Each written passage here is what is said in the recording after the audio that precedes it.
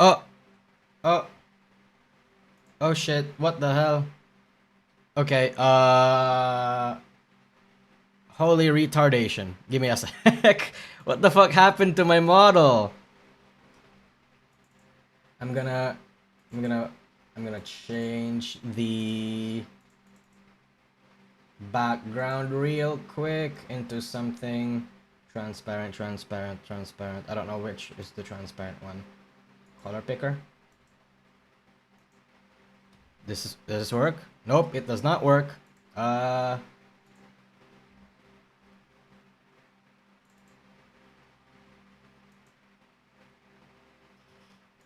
Holy retardation. Hold on, chat. Hold on. Where do I... See, I wish I was actually decent at VTube Studio, so I actually know how to deal with this shit. Okay. Okay, let's do it. Nope, still doesn't work. Nope, doesn't work.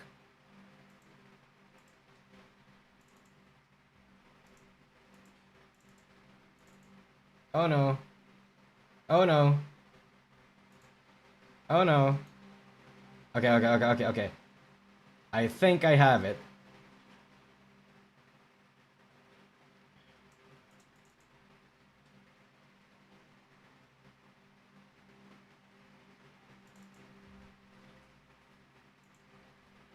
Is it here? It's not here! What's going on? What is going on? Okay, hold on. It's because I had a power outage recently and I had to do everything. I didn't know I had to do everything from, like, the ground up. I just woke up, man. Can't do this shit to me, man.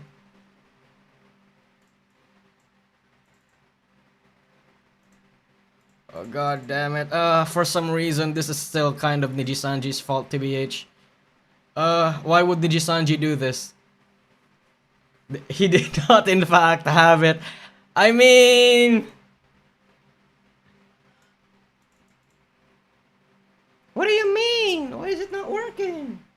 Change background. Which one is it?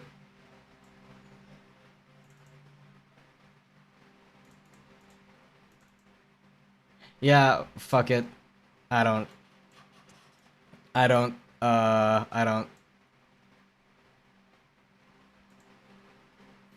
The black screen PTSD. Holy shit, you're so right for that though. But like at the same time, I'm too dumb for I'm too dumb around VTube Studio to take care of this shit. Like I wish I wasn't kidding. I actually genuinely am super dumb when it comes to VTube Studio. I forgot how Spout 2 works. I use Spout 2 for my shit because apparently it makes it so that it doesn't consume too much RAM or it doesn't consume too much memory. But obviously that's not working now, is it? It's so fucked up. It's so fucked up. Okay. What if I make a new model? I go window capture.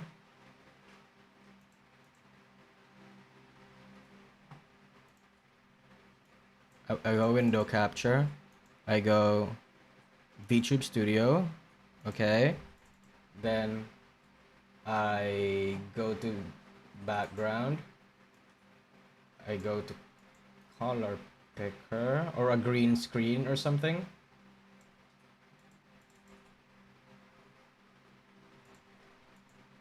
I go to a green screen or something, right?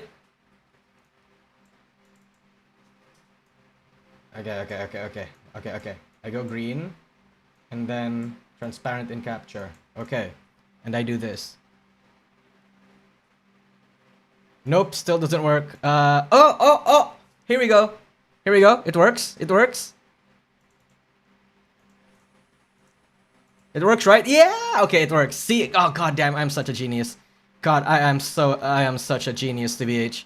Look, man, all I'm saying is that I fix my own problems. I don't need any help at all. This is how it works. This is just yeah. There we go. Yeah, hi chat. Finally, I can live stream properly now. Okay. Rima is streaming at the same time? Shit, really? Like the exact same time? Well, Rima even start. Oh, thank you for the super chat, by the way. Oh, Rima is streaming. What the hell? I see it. It's not a million, but it's probably more than what our governments will end up getting you. Holy shit, tacos burritos. Thank you so much for the super chat. Like that's actually super generous. Yeah, we could use that.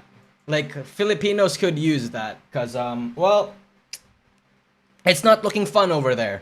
Right? I don't necessarily live in Luzon, so I'm not like directly hit by the typhoon. But I have a lot of friends and a lot of family that got like super hit. Oh, gifts? Oh shit, thank you so much. Douglas Diaz again with a back-to-back donos. I super appreciate it, man. Yeah, I really do. So, okay, we have some things to talk about, right? Elfin vs. Zero is the stupidest drama shit that could have possibly been conjured. Yeah, but it's the funniest, okay? It's the funniest. Look, all I'm saying is that I only know about these two people like surface level. I don't know the extent of their situation. I don't know what they're popular for or what their content is or what drama they've been in and some bullshit, right? That like I don't know any of that. We will find out in this video because I just saw recently that Rima has a video on Elfin Psyop, and I was reminded by that from that one chatter that asked me last stream on whether or not it was okay being a fan of her. So apparently she's been into drama. So yeah. Is this the Guna versus Sukuna of Menheros? Apparently it's a it's Hitler versus Stalin. Oh, sorry. Yeah, it's Hitler versus Stalin. And the memes actually became so funny to me. Like, all I'm saying, okay, I'm gonna be honest, right? I'm gonna be honest. Like, again, I didn't know too much about, like, Elfin Psyop's drama. All I know is that she has been in drama. But I like her edginess. Like I actually like her posts a lot. I don't necessarily engage with it, like comment on it or anything, but I look at it a lot. I see it on my timeline. I follow her and shit like that because I think it's funny, right? Like I know some people don't think it's funny, but I do because I'm a slop consumer that way. So what we're gonna do first is we're gonna look at what happened to Risu. And then go over the situation, and then we're going to react to Rima's video about Elfin Psyop. And then try to lightly explore on the drama behind Riri or something. Yeah. I find Elf funny, but then her community has done something horrible to me. Fucking simps will do that to you, dude. Simps will do that to you. Like in general, if you see a fan of, like, let's say an edgy person, they will do that to you. To a certain chat, to a certain extent, Gura's chat used to be like that. Gura didn't necessarily say the N-word and shit like that, but like Gura's community was loosely used to be like that. It used to be like a lot of shit posts and like a lot of memers. But then her Discord server, as this was Senzawa days, but then her Discord server got super infested with like very weird shit. And then, like, you know, it got a little bit too cesspool-y. Everybody started to get a little too edgy, but not edgy in the sense where it's actually funny, but like edgy for the sake of being edgy and shit like that. So yeah, it got a little too weird, and then Senzawa herself got weirded out by it. Some drama happened in the Discord. Yeah, it went weird. Anyway, let's go over the situation, okay? Okay. Oopsie daisy. What the heck? Okay, there we go. Okay.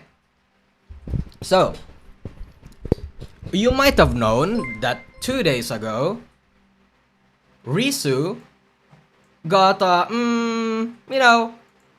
Risu got hit by another, like one of these crypto stream fucking, I don't know what these are.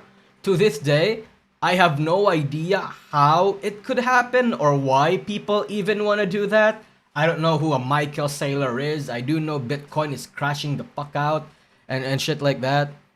Yeah, it happened. Didn't something similar happen to before Risu like 1 or 2 years ago? I don't remember if it was Risu, but yes. Aside from Crony, this one, another one of these happened before. Yeah.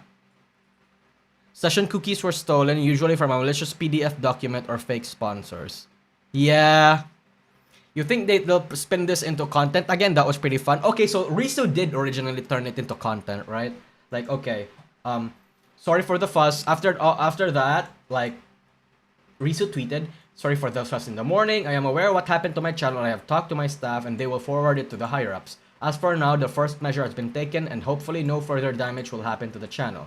Thank you so much for everyone who's been notifying me about the matter. As for now, I will post less to check on all accounts for further security measures." Okay. So basically, she's going to be a little bit. She's going to go a little inactive, so she can check on all her emails, all her work accounts, and all these sorts of things to make sure nothing is going on, right?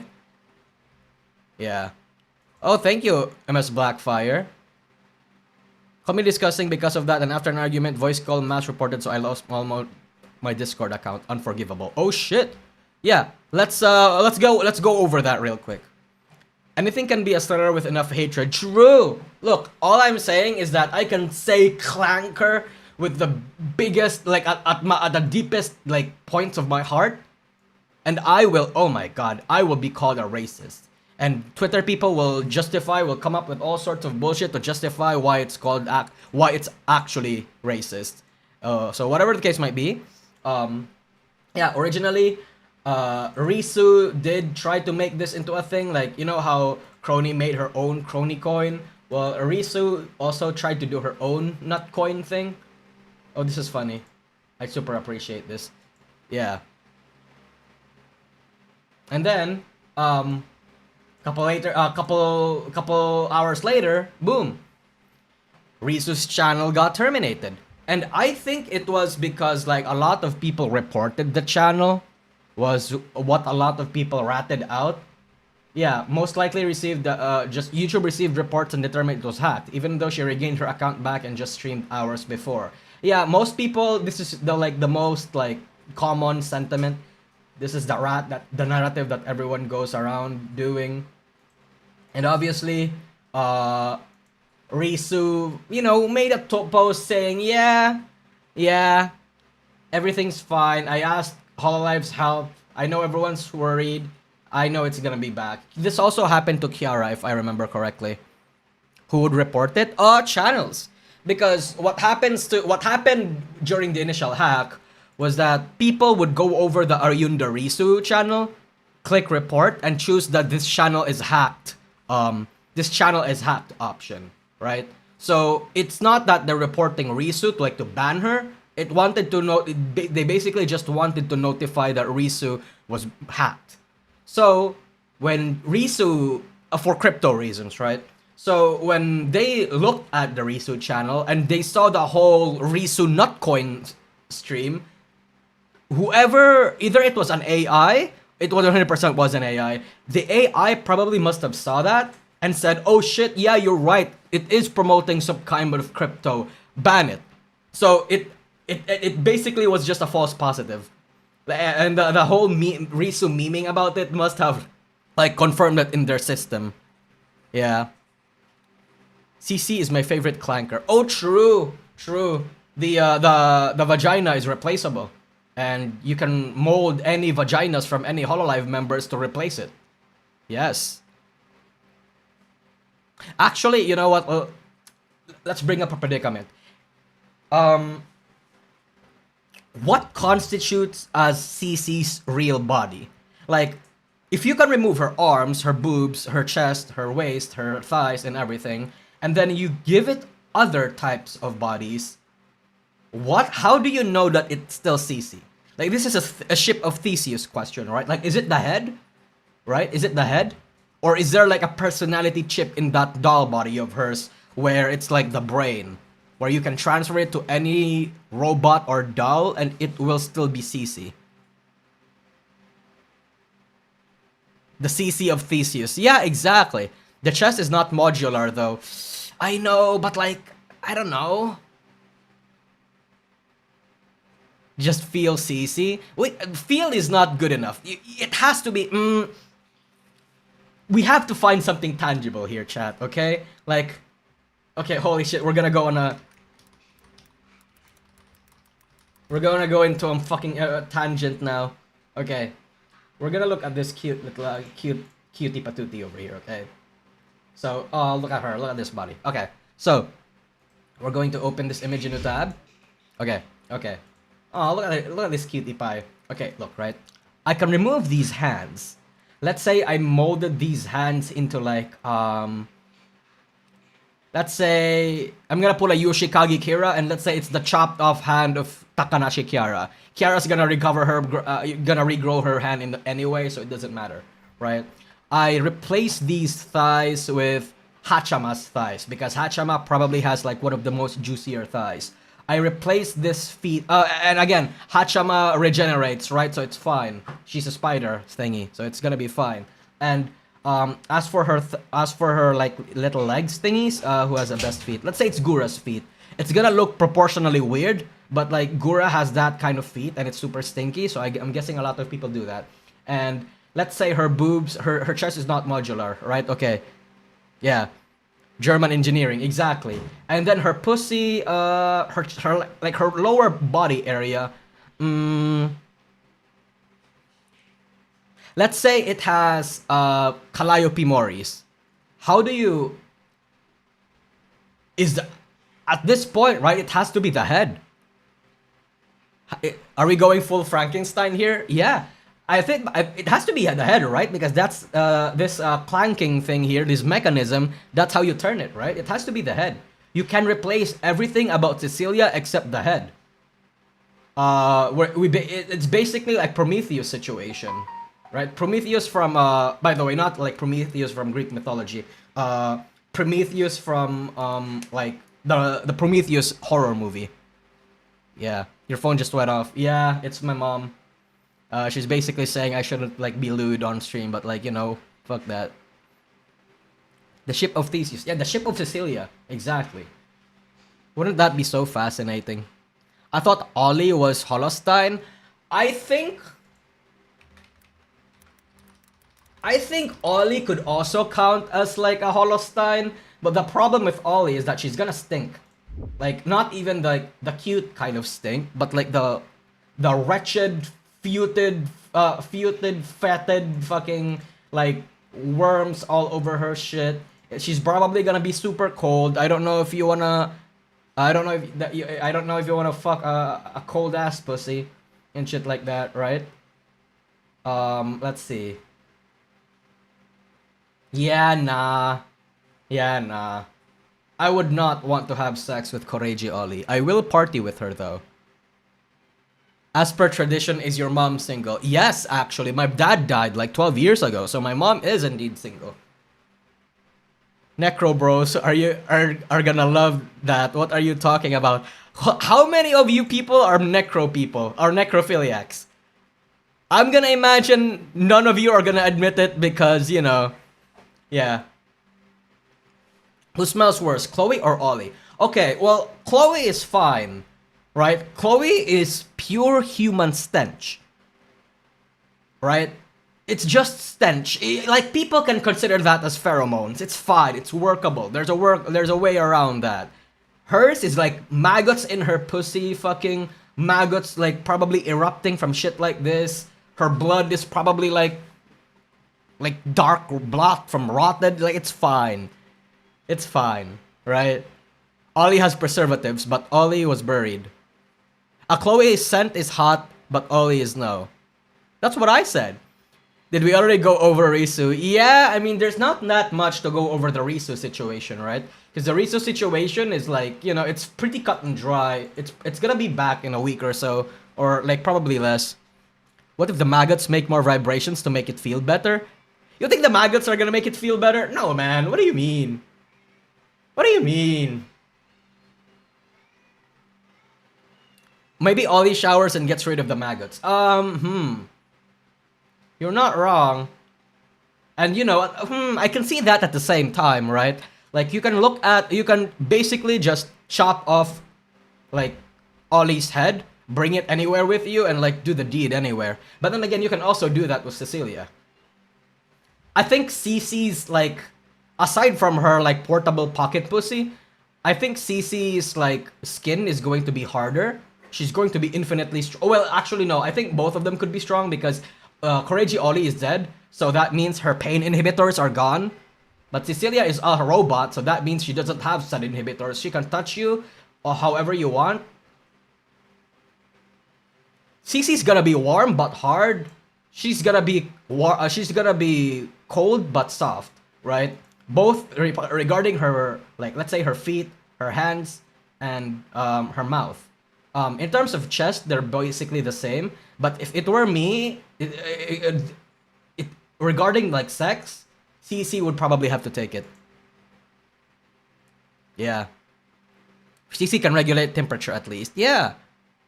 Yeah. Won't that mean that CC knows how to be gentle? She's like 500 plus years old, man. I'd imagine at this point, she knows how to be gentle. Who's easier to clean though? CC. Hi, Senor Tortillas. Also, I had a little bit of a drama. Well, no, it's not a drama, but it's like, whatchamacallit? It's a bit of an issue regarding my previous stream. So, you might have noticed that I actually deleted my old waiting room and made a new one because that one got like bombarded to hell and back. That had like an 80-something% dislike ratio because I typed Hololive terminated Risu instead of YouTube terminated Risu. It was actually fucked up. So now I corrected it and now I'm fine. And now I'm okay. Nobody hates me now. Rip Risu? Yeah. Ollie's zombie is just a gimmick. She is not and never was a zombie. And perhaps uses SFX and body paint. That's the truth. Accept it. No, I'm not gonna buy this propaganda from you, Professor Keen. Not really, no. We saw Olivia. We saw her what a live version looks like. Oh, by the way, Olivia is a banger model.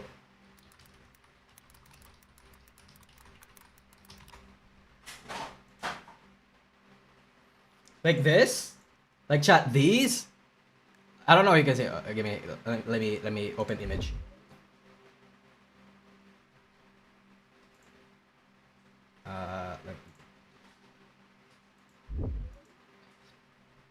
Like, do you know?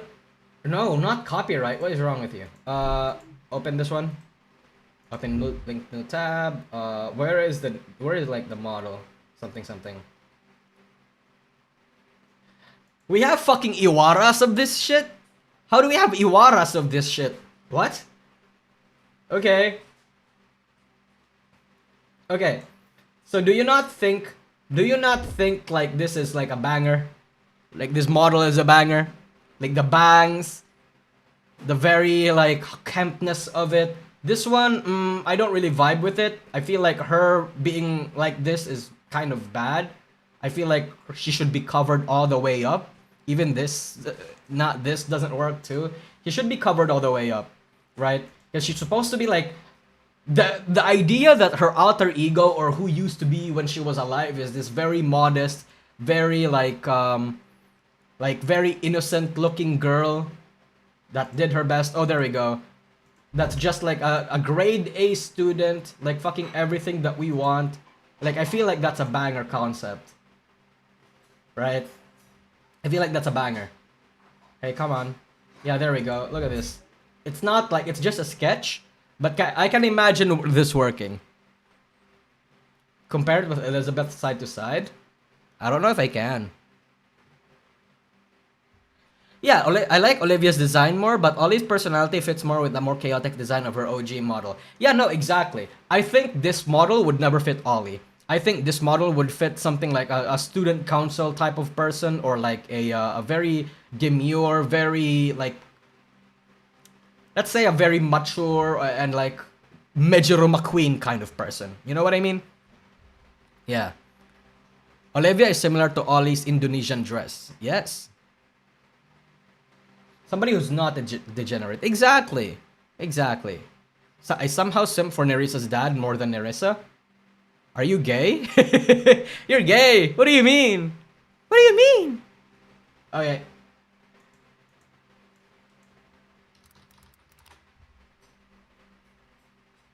By the way, I should say Nerissa is such a stripper name. Holy crap. Like, it is such a whore name. Do you guys not agree? Like, it's so slutty. Like, the name Nerissa. Like, that is so slutty. Holy shit. If not slutty, it's like abusive Yuri kind of name. I disagree. It sounds more conservative. I feel like conservative names are somewhere along the lines of like Gertrude or Muriel or something like that. I don't know about Nerissa. Imagine if Ollie had a different ID model. If she had Iofi's model, Ayundi, Risu, what about Ian? I don't think Ollie would fit like Iofi or Risu's model. I don't think Ollie would even fit any of the EN models either. Because I think Ollie's shtick is that she's a little bit more chaotic and loud. So we need, like, maybe Bae. Yeah, I can see Ollie fitting Bae's model. Yeah. Nerissa is alright, but Ravencroft is a red flag. Why? Is that like fucking I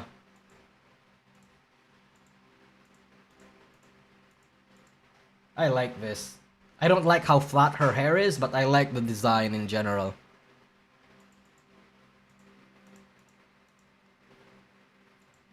It's such a basic pose. Why does Nerissa have only a basic pose?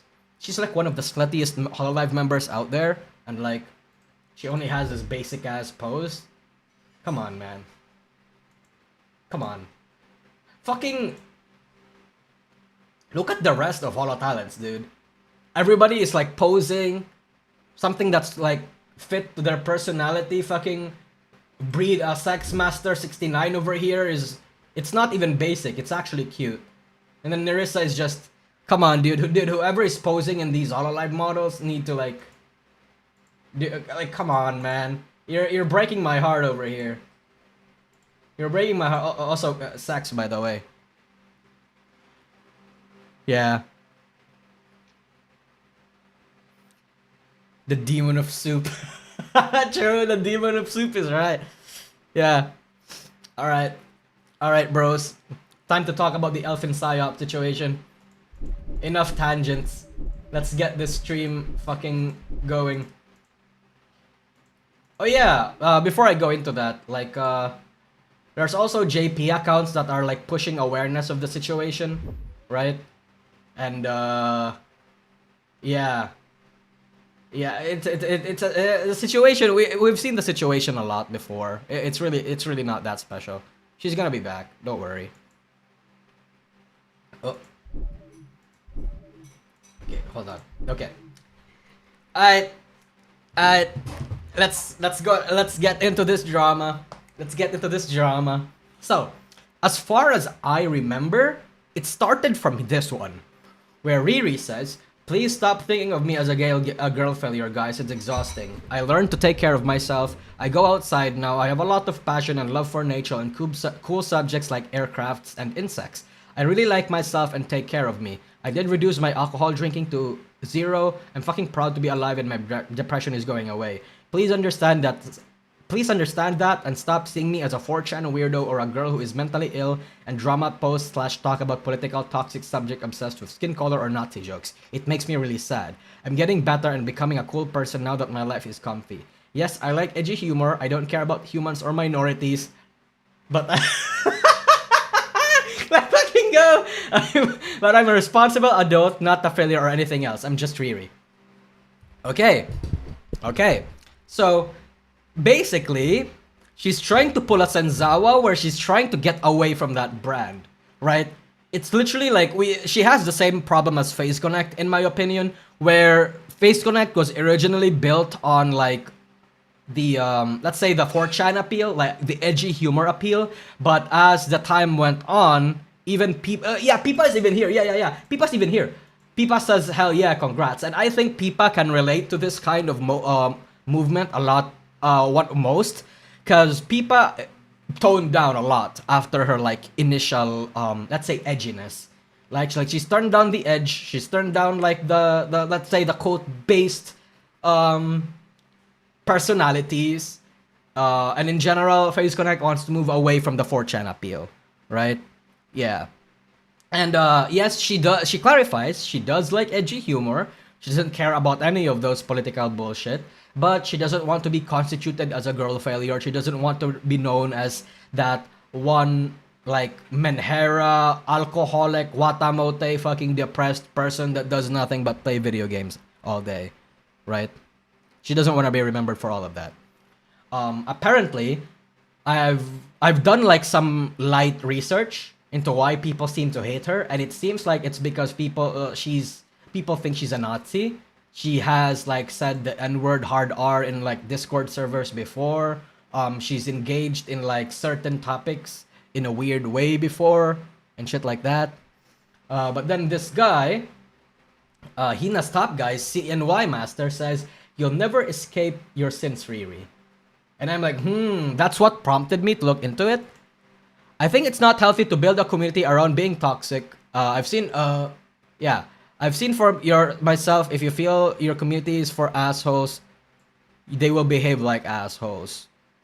In general, I would think that's right. Yeah, I like to think that the best work around that is that when you want to have an edgy audience, be safe edgy.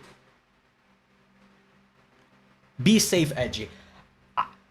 Okay, that's going to be a hot take, by the way, right? That's gonna be a hot take. Because the problem with being safe edgy is that actual edgy people will absolutely hate you, right? They will hate you because, oh god, you're just a pretend edgy person. You're only safe edgy. You're only fucking, you're a normie. You don't actually engage with actual, like, based humor like we do.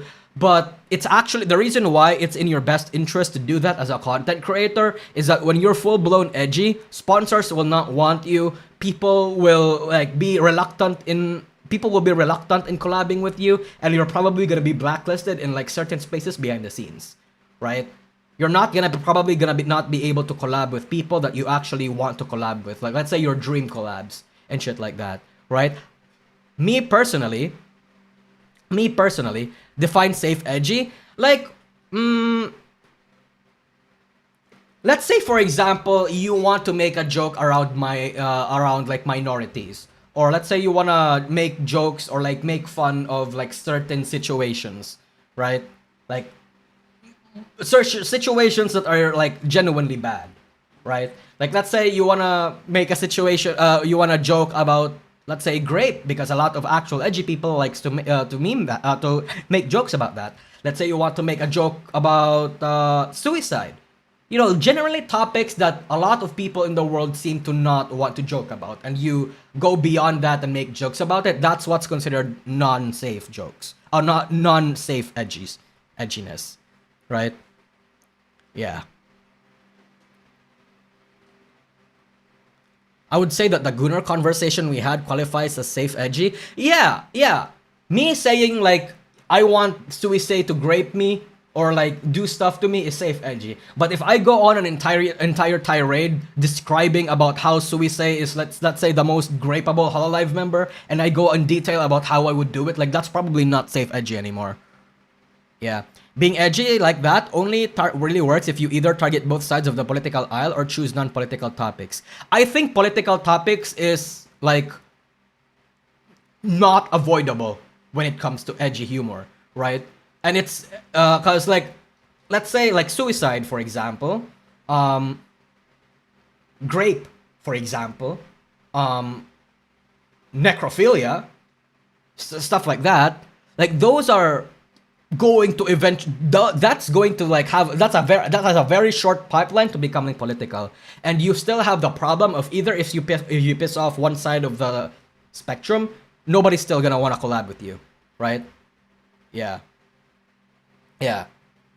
So anyway, somebody says that, and then where's Elfin Psyop? Oh no, actually it was a retweet. Yeah. Elfin Psyop retweets this, and no, not retweets, sorry, I think it was a screenshot of this instead. Yeah, oh yeah, it is a retweet. Okay, and then she says, I'm so fucking confused by this woman, I swear. Was an OnlyFans cat girl VTuber, starts following me, completely changes design to look like mine, suddenly becomes an alcoholic, starts copying my tweets one-to-one. I DM her about it, say I'm uncomfortable. She says, I'm sorry, you're my biggest inspiration. We make amends and move on. I support her when she gets into big drama. When I get into drama, calls me Gunpai 2.0 of DMing, instead of DMing me and asking me what's up. So I, so-called friend, am I right? I guess piss at this and stop talking to her. Copies me further, almost all my jokes, all my edgy humor. OMG guys, I'm so gross in Gunor and girl failure energy. Posts Nazi shit constantly. Where does all suddenly come from, bro? A few months pass, now she says, OMG, I'm healthy and I don't drink anymore. I go outside, I'm not a Nazi, guys. Basically, we should forget the past few months happened entirely. Literally attacks me out of nowhere. Saying I accuse her of having a black BF. I don't care about your... So, coal miner is like the term a lot of the internet has for this, right? Yeah. I haven't heard of Gunpai's name in a while. No, same, true actually. I even forgot the whole Gunpai drama. It was a long drama, but I forgot what it was all about. It happened like 3 years ago or something. I don't care about your boyfriend's race, man. I don't care about you, dude. And can you leave me alone and maybe try to be more creative? You don't get pity points because people attack you online. You literally did it to yourself. I'm edgy. I know people will dislike me for it. I've been like this since day one. You started being like me. You started being like this after following me. Please learn to be yourself. Stop attacking people for no reason. Thanks. Okay, so I'm gonna psychoanalyze what I think happened here, right? So the girl failure aesthetic is super popular, right? It's super popular. And I think, okay, I think nobody embodies this aesthetic and embraces it to the full extent, quite like Elfin Psyop does, right?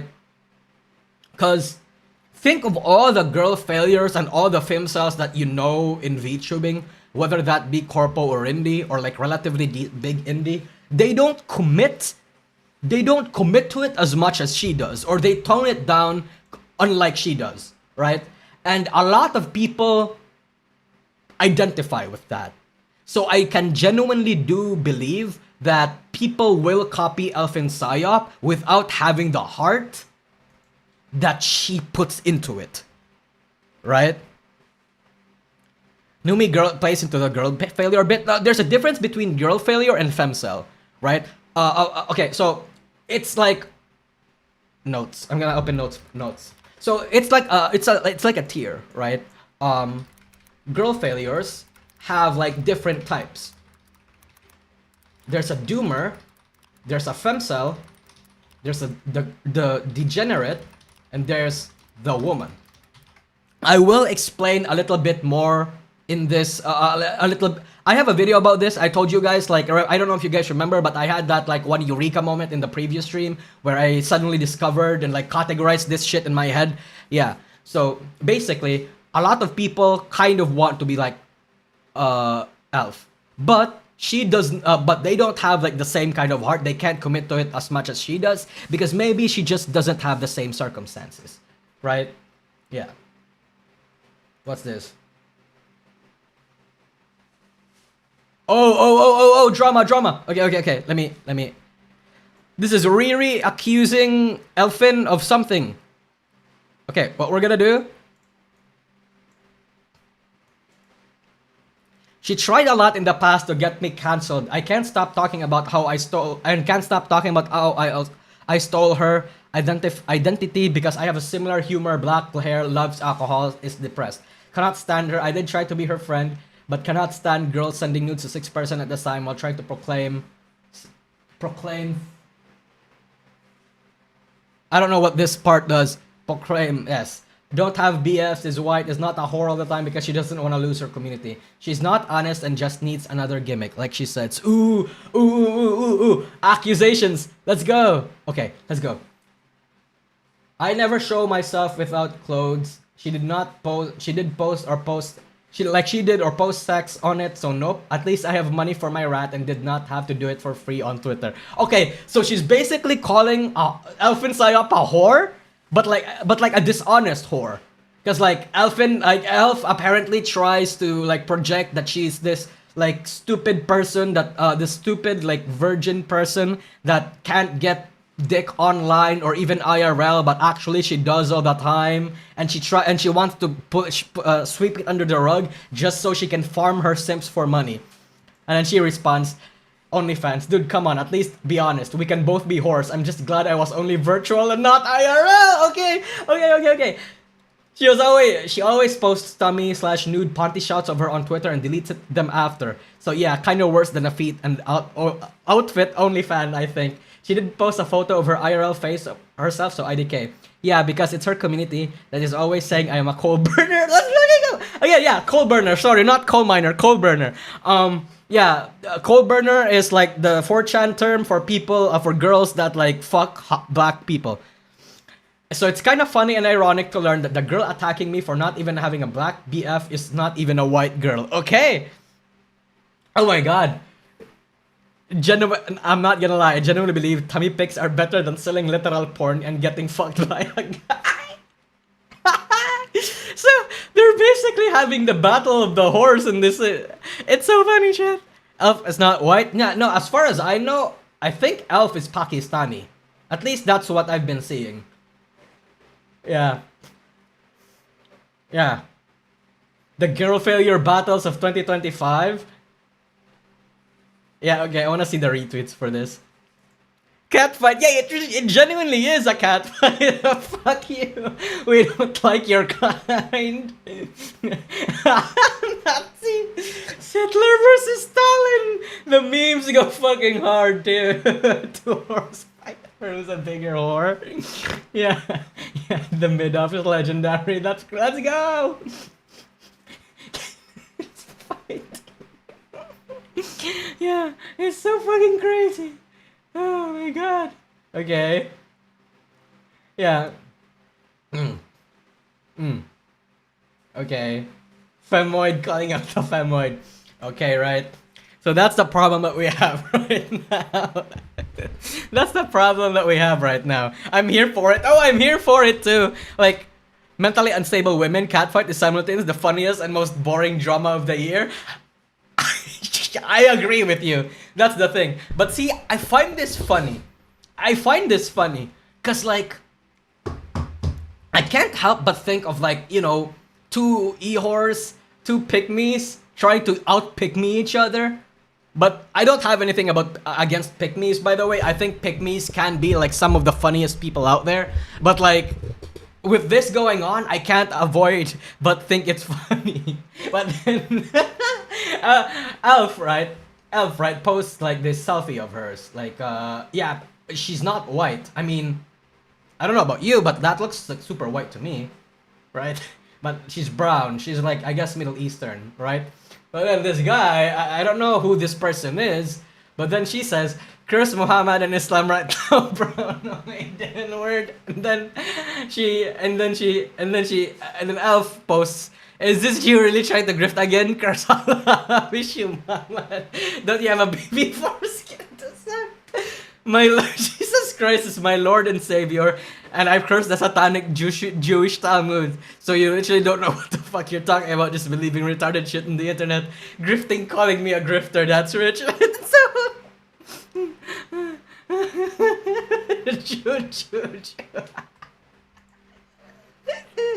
So Christ is Lord Paki.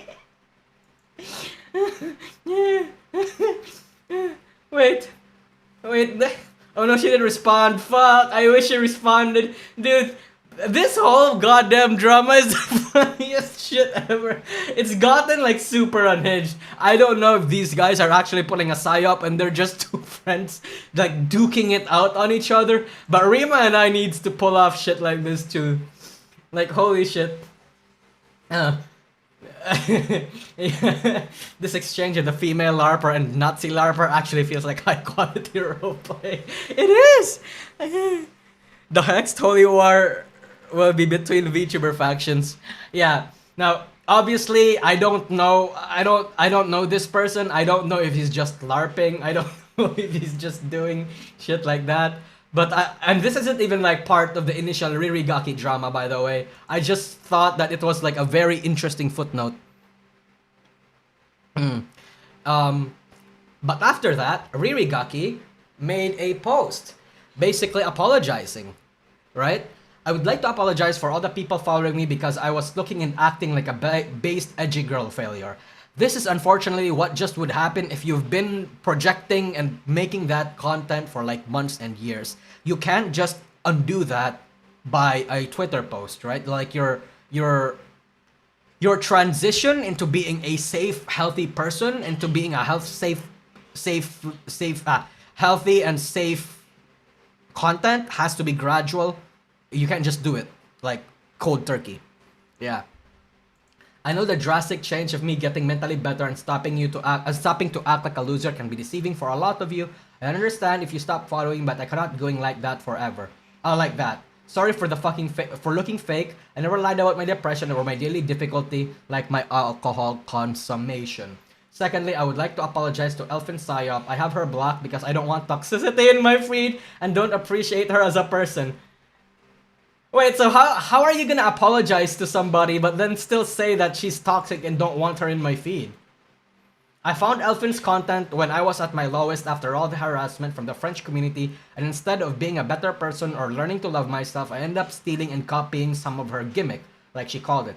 This is not correct and not what a content creator should do. I did tweet like her and used to have the same content on Twitter as her to be accepted and seen by people having a cool humor.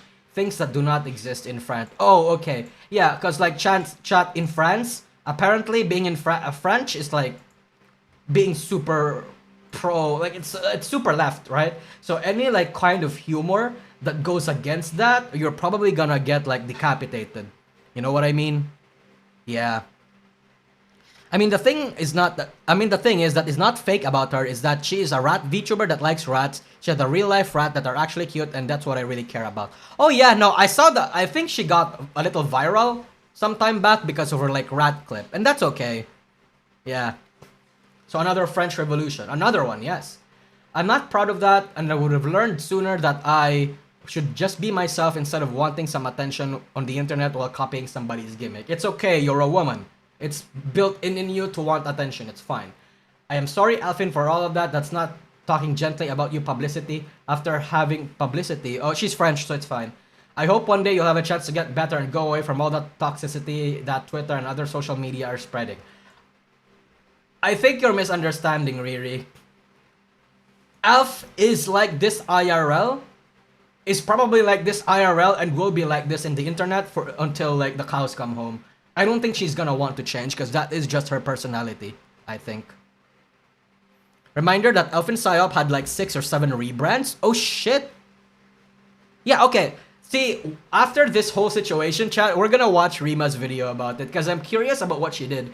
All I know is that she was like being a whore and she cheated on like 6 different people. And like, I found that funny and not worth cancelable. I saw that on Twitter, but then Rima made a video about her. And I'm like, oh, there's more? Yeah, anyway.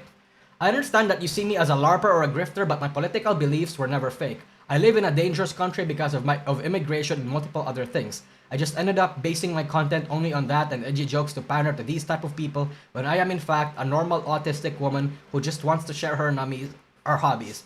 I'm not gonna lie, but I see myself as a LARPer. It's fine. Chat, LARPing is literally the VTuber. Is the job of a VTuber, rather. Like, that's it. That's basically just it. Can we watch the parrot video? We can watch the parrot video, yeah.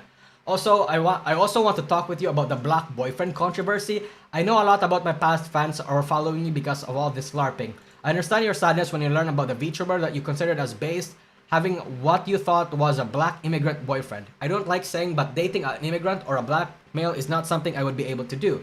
I did date for 2 years in the past, a brown, tan, French A brown/tan French male. Okay, so it's a tan male.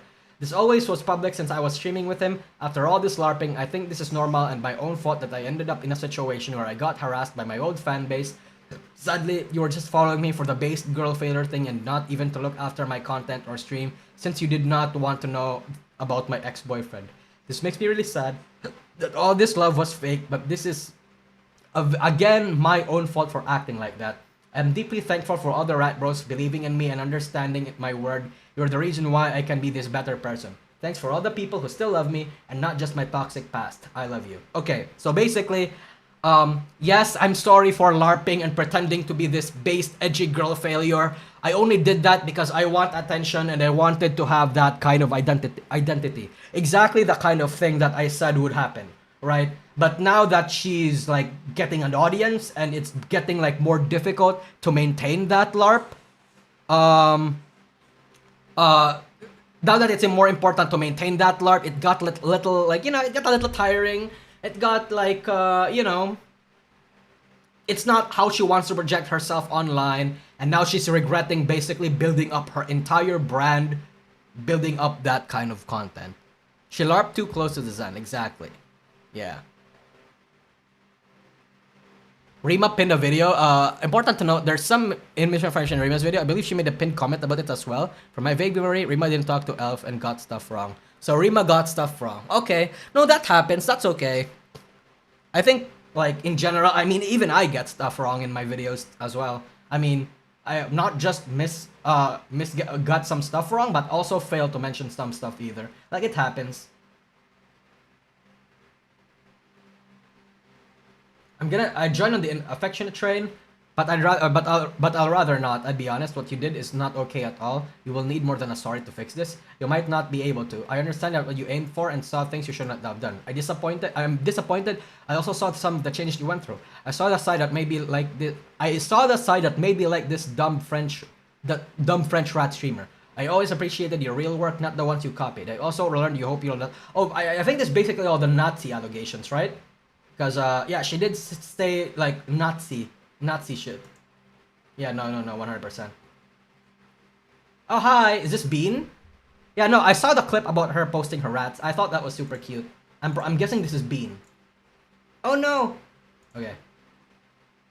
Okay.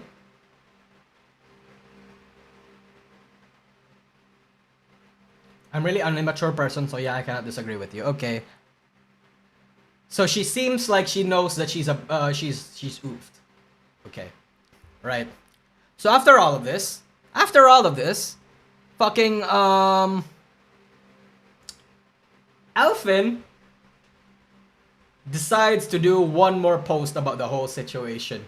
So I just got Shondo apologized to. That's why we're counter-guiding. Apologize now, Kek. So I wanted to respond with a few things to clarify things. I'm not gonna drop this subject once and for all. Kinda tired of this shit.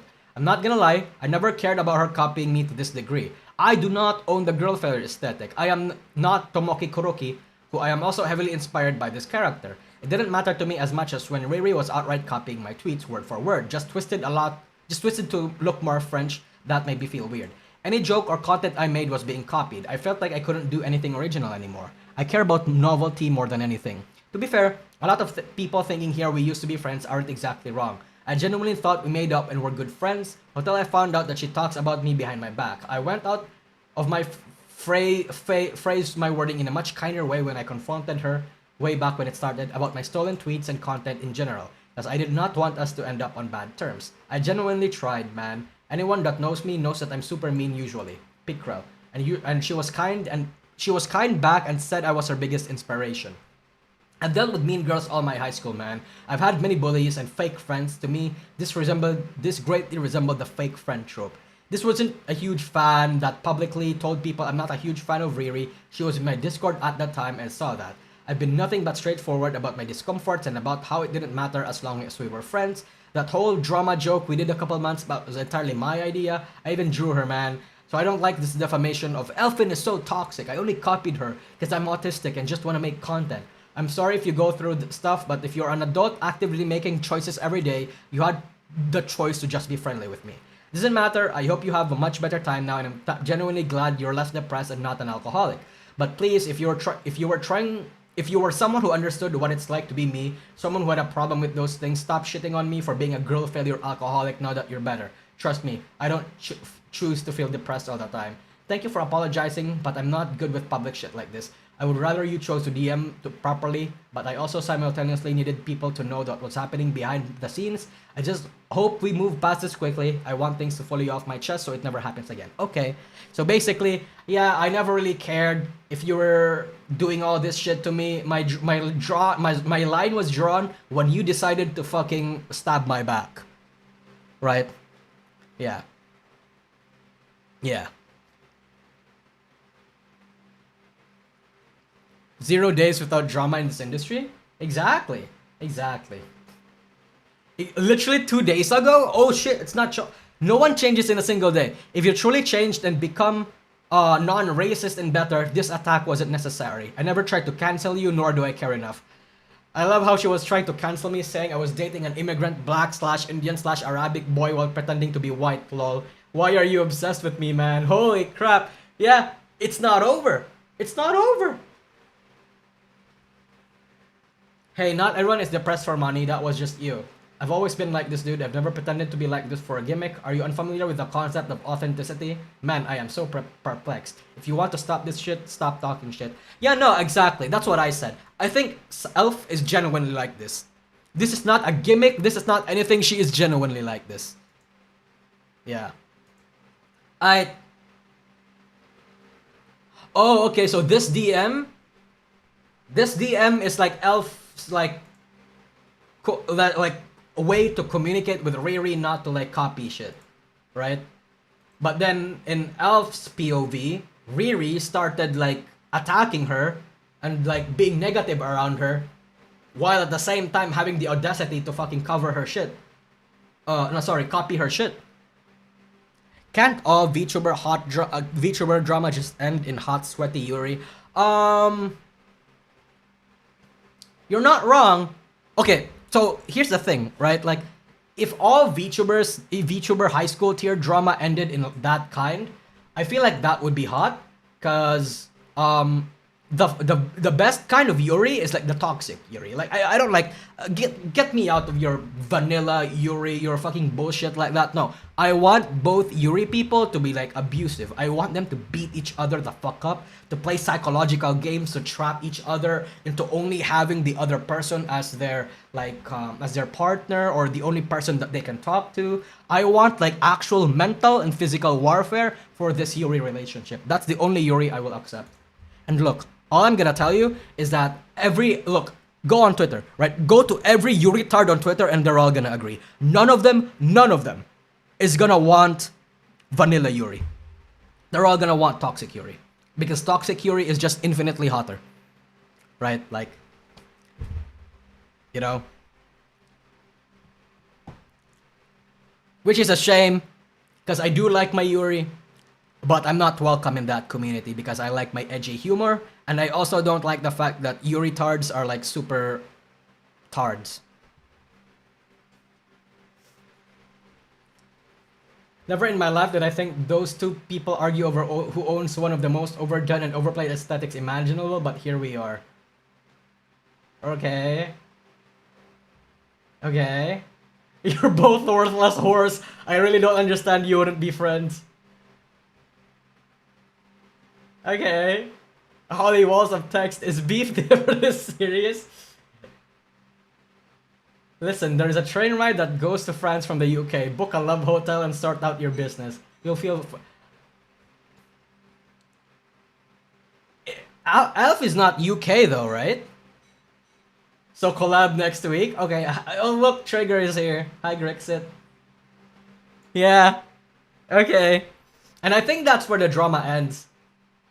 I think that's where the drama ends. I think like Elfin fired the last shot and that's that. But chat again. Oh, Elf lives in the UK. Okay, gotcha. Holy shit, no wonder they hate each other. They literally have it in their like it's literally on their an AoE effect, you know? Fucking people in the UK will hate the Frenchies and the Frenchies will hate the Brits. That's how it works. So this was what I discovered and I thought this was funny. Like, of course, right? Like, I don't necessarily want you guys to harass these people, just to watch from the sidelines. I thought it was funny. And I think a lot of you guys will find it funny too. Like, this beef. Like, this absolute fucking beef. So, what we're gonna try to do next is... I don't know too much about what Yuri did. Riri did, rather. But I want to know what Elf did. I don't know why there's a lot of hate around her. So what we're gonna do is watch Rima's video. I'm going to take note that apparently Rima relied on some X-Mods doc, but some of those X-Mods were exaggerating or being wrong. But yeah. Hi Nusagi, how are you after the storm? Oh, I'm fine. I didn't get affected. There's a new HoloLive staff? What? Wait, side tangent. 皆さんこんにちは。はい。11月10日月曜日12時お昼のニュース昼頃のお時間です。Hi. はい、 It's a PNG. こんにちは。 You're a PNG tuber. いきなり出てきた。いきなり出てきました。はじめまして。本日から She's an announcer. Okay. アナウンサーを務めさせ She's て taking fucking she's taking A-chan's job. いただく運びとなりました花園さやかと申します。ね、 Okay. こんにちは。 Konnichiwa. Hi. ドキドキしてね、どうしよう。さっきまでね本当に元気にスタッフさんたちと喋ってたんですけど、 Okay. 開始3分前になって手の震えが止まらなくなっちゃった。 Okay, cute. ね、皆さんね結構私の笑い方に Yeah, literally minute 25 I already sensed the fact that you have to be a giggler. This is giggler. Doshio, yeah, true. She has cute giggles. 対してねコメントしてらっしゃったんですけど、普通に笑いますよ。普通ですよ。 Okay. はい、卵が好きです。 Okay. ちょっとすいません、緊張してきたんでお水飲めますね。うんうん。はい。 Okay. オッケー。 I think that's cute. ね、少々お待ちくださいね。ごめんなさい。では。 Oh, she's cute. ドキドキ。 Sex, by the way. Sex. She is so, like, a MILF coded. キドキ。イージーブリージー。オーキードキ。イージーブリージー。タッチガン。She is definitely either Korean or Filipino. 喜怒哀楽。リングロース。絶対絶対絶対。ユニバー。Ii-chan and Ii-chan too. No, true, you're right. What? Why? Okay, look at this. Where is it? では。 Look at this. Look at this. See that? That's a very standard Filipino and Korean move. I can immediately guess.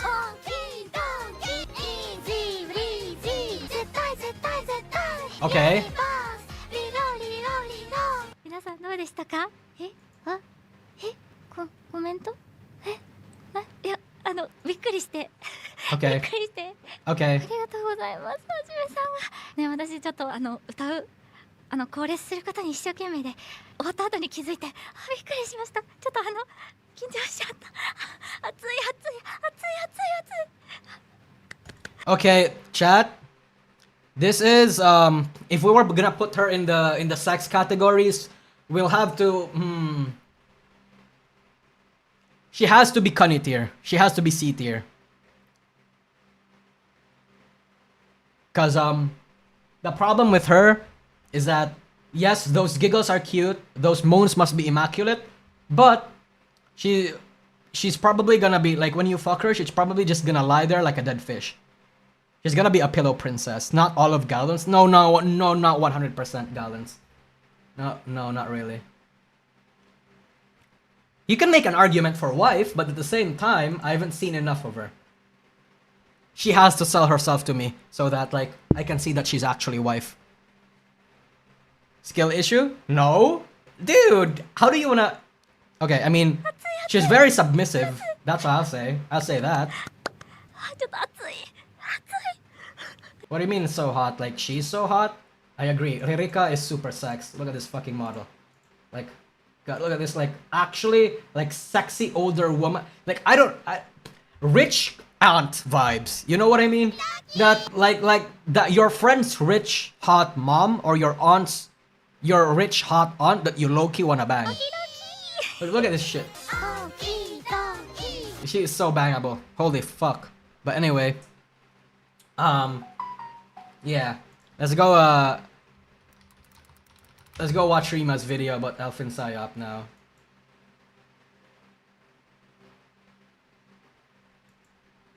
Mori Calliope gets backlash, Holostars gets cut out of NYE. Yeah, I did see that. Let's see. Elf. Oh, I thought the name would be there. Where is it? Where is it? Where is it? Oh, here we go. Okay. What? 51 fucking minutes? What's with Holostars? Oh, countdown. If I remember correctly, yeah. Sheehan has confirmed that Holostars are cut down from the New Year's countdown. Yeah, no. Like, yeah. It just seems like Hololive is thinking, nah. Hololive thinks boys are not worth it. You penis havers aren't worth it. The girls, mostly people are here for the girls, and we don't want the girls to get harassed if you guys are there too. So, yeah. It sucks, but at this point, it's like a common trend that Hololive does not at this point. Hololive has been like slowly phasing out the boys for a long time. Okay, maybe not a long time, but like, you know, a considerable amount of time. Like, it's been a while. It's fucked up. It's just business in the end. Yeah. When does Kali not get antied by bozos on Twitter? They just do. She just does, because she's a woman. And she's a very successful woman who actually has a decent head on her shoulder. And who is, like, let's say, realistic about things, right? So what happens was that all schizos, regardless of your side, is going to go after her.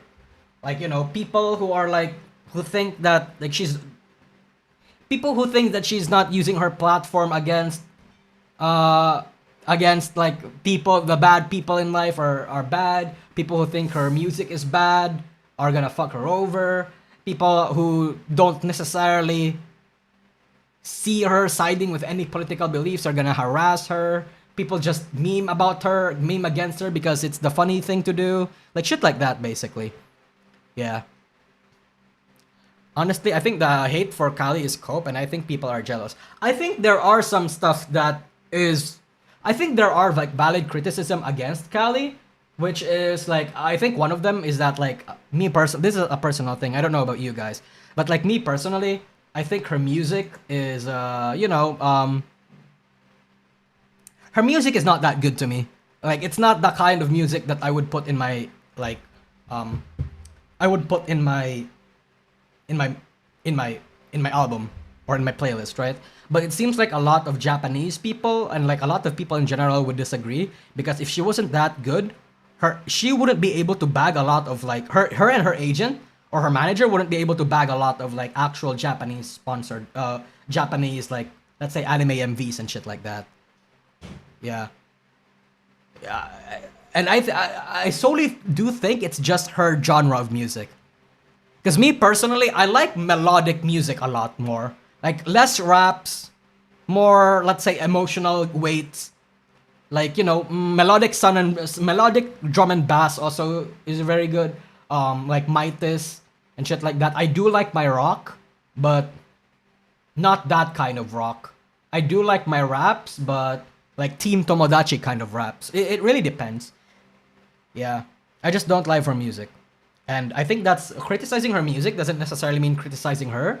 And there was a point in time where Kali was like similar to Bao in a sense where she's like she used to be like very impulsive. She would respond to people hating on her. She got into like a scuffle back then, if you guys remember. but then she's been like slowly getting out of that mental and like those kinds of tendencies in the future. But it seems like a lot of people still like that.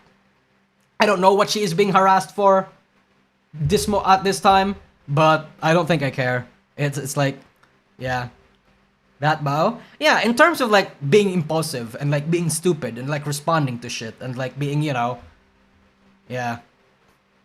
I don't like sappy songs personally. Oh, I'm not talking about sappy songs. Like melodic songs, like songs that have like heavier melodies and shit like that. Like what's an example? What's an example? Like Mightis. I don't know if you guys watch Mightis, but it's like Mightis and shit. Yeah. But then these days, Kali's is just more comfy. It's similar to how I'm not into Regloss's music. Yeah, exactly. I don't like pop that much either. The only pop that I like is fucking Taylor Swift, and that's weird to me.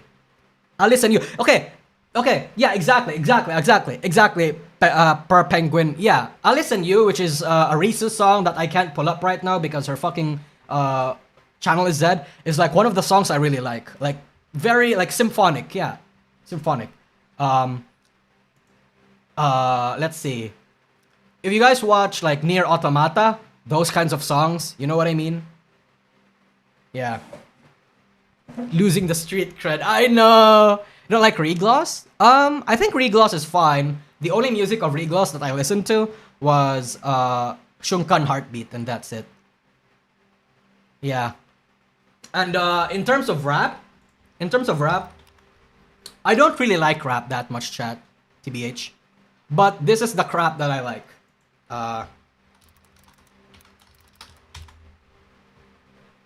Chat, this cover is unironically better than the original.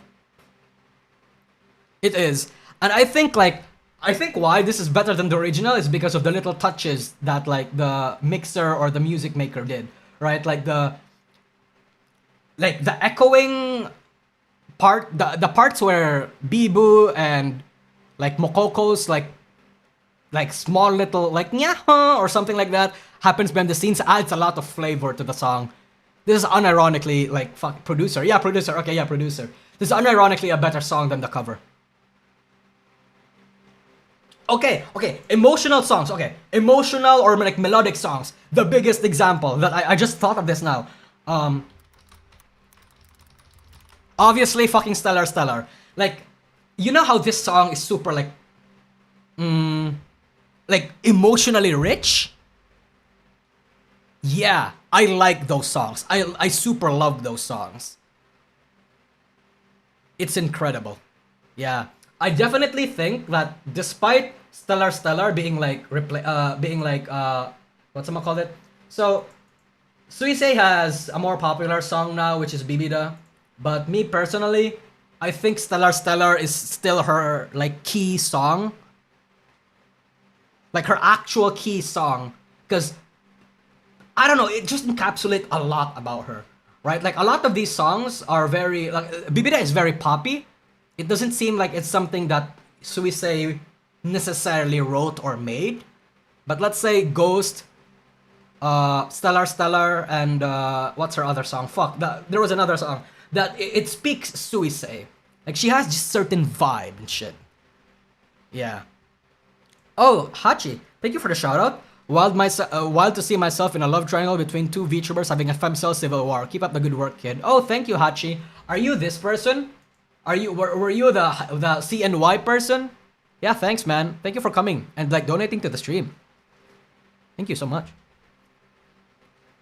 I wouldn't like. Yeah. Oh, okay. Yeah, it was you. Bibida feels like a song for the masses. Yeah. No, I think Bibida was 100% a song made to be popular. Like, I wouldn't say it's not soulful. It's soulless, but it's definitely like designed in a way to like, you know, yeah. Stellar is 100% her legendary song, and it was fucking 4 years ago. 4 goddamn years ago, dude. Christ. Yeah, I like emotionally rich songs that don't cross into too far into melodrama. Yeah. Okay, so we're gonna get into this just to find out what the fuck is going on here, and then.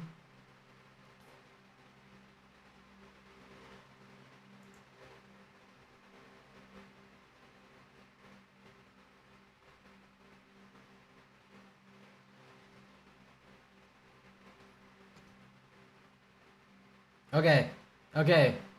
Some tangents, not tangents, sorry. Yeah. Okay. I'm going to get some water real quick, and then we're gonna watch this video. It's gonna be super funny.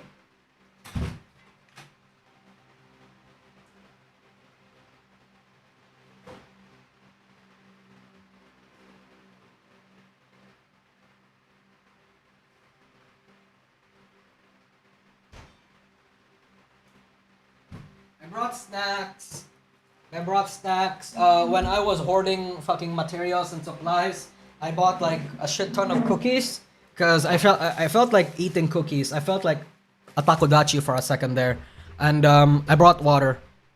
Chat, I've been addicted to like Coke Zero as of late. You know you're in the Philippines when you can hear the electric fan. Yeah, I don't have money to buy like another air conditioner yet, so I'm not gonna buy an air conditioner just yet. Coke Zero? Yeah, Coke Zero or Coke Light. Apparently,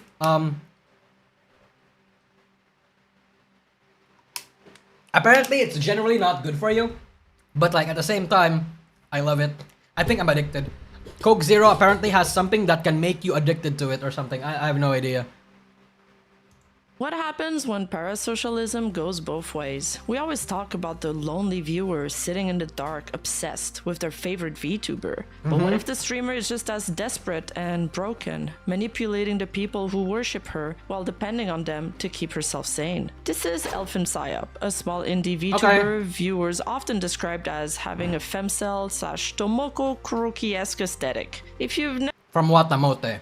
never heard of Tomoko, she's the protagonist of Watamote, an anime about socially inept, lonely girl who craves attention and affection but has no idea how to interact with people normally. That's the vibe Elfin radiated on stream. Awkward, doom posting, perpetually online, going for that whole mentally ill vibe, except I'm not entirely sure it was just a vibe with her. She wasn't a corporate idol with thousands of fans, but her small community was fiercely loyal. Drawn to her raw vulnerability, her throne wish list, basically Amazon for streamers, was always filled with gifts from supporters. She never branded herself as a GFE streamer, but she definitely— Fuck, I wish I was a woman. Dude, chat, all I'm gonna say, if I was a woman, the billionth time Nusagi said she wished to be a woman. All I'm saying is that if I was a woman, I would be Elf's direct competitor. I would.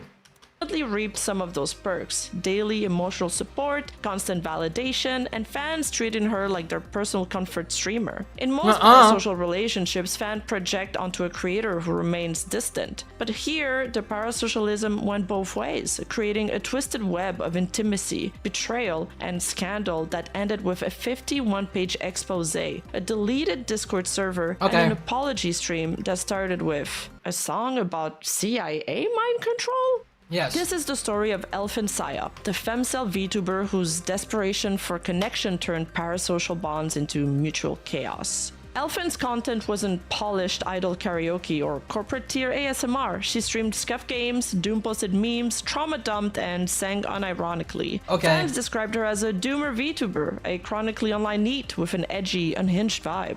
She even got banned on Twitch once for what she claimed was By the way, 51 pages is not that long. I go through that in like in fucking 1 hour. reason. It's really not that long. Though it turned out she flashed her TOS breaking model on stream as a joke, then promptly had a crash out about it. In her own words, she had no friends in life, worked 2 jobs to survive, and used streaming as an emotional outlet. Her viewers weren't just fans, to her, they were friends. And that detail is critical to understanding the scandal that— So like 50 other indies, gotcha. —followed. On April 18th, dropped a document that I read this. Yeah, I read this a little bit. So this was the document that I read, and all I have to say is that you motherfuckers got played like a fiddle. I do not feel sorry for you. I genuinely do not. It's like the fucking the emotional wreck, fucking like attention seeky VTuber that's here in the internet for those reasons is gonna want a harem of males to feed her attention. Duh. Yeah. 51 pages long, written by a longtime supporter and close friend known as Average Bird Enjoyer, someone who helped her with server moderation and back-end things at time. And I suppose scorned lover now? Question mark? Okay. The doc opens by stating, I did not anticipate needing to put together this document. The true nature of this situation made that seem impossible.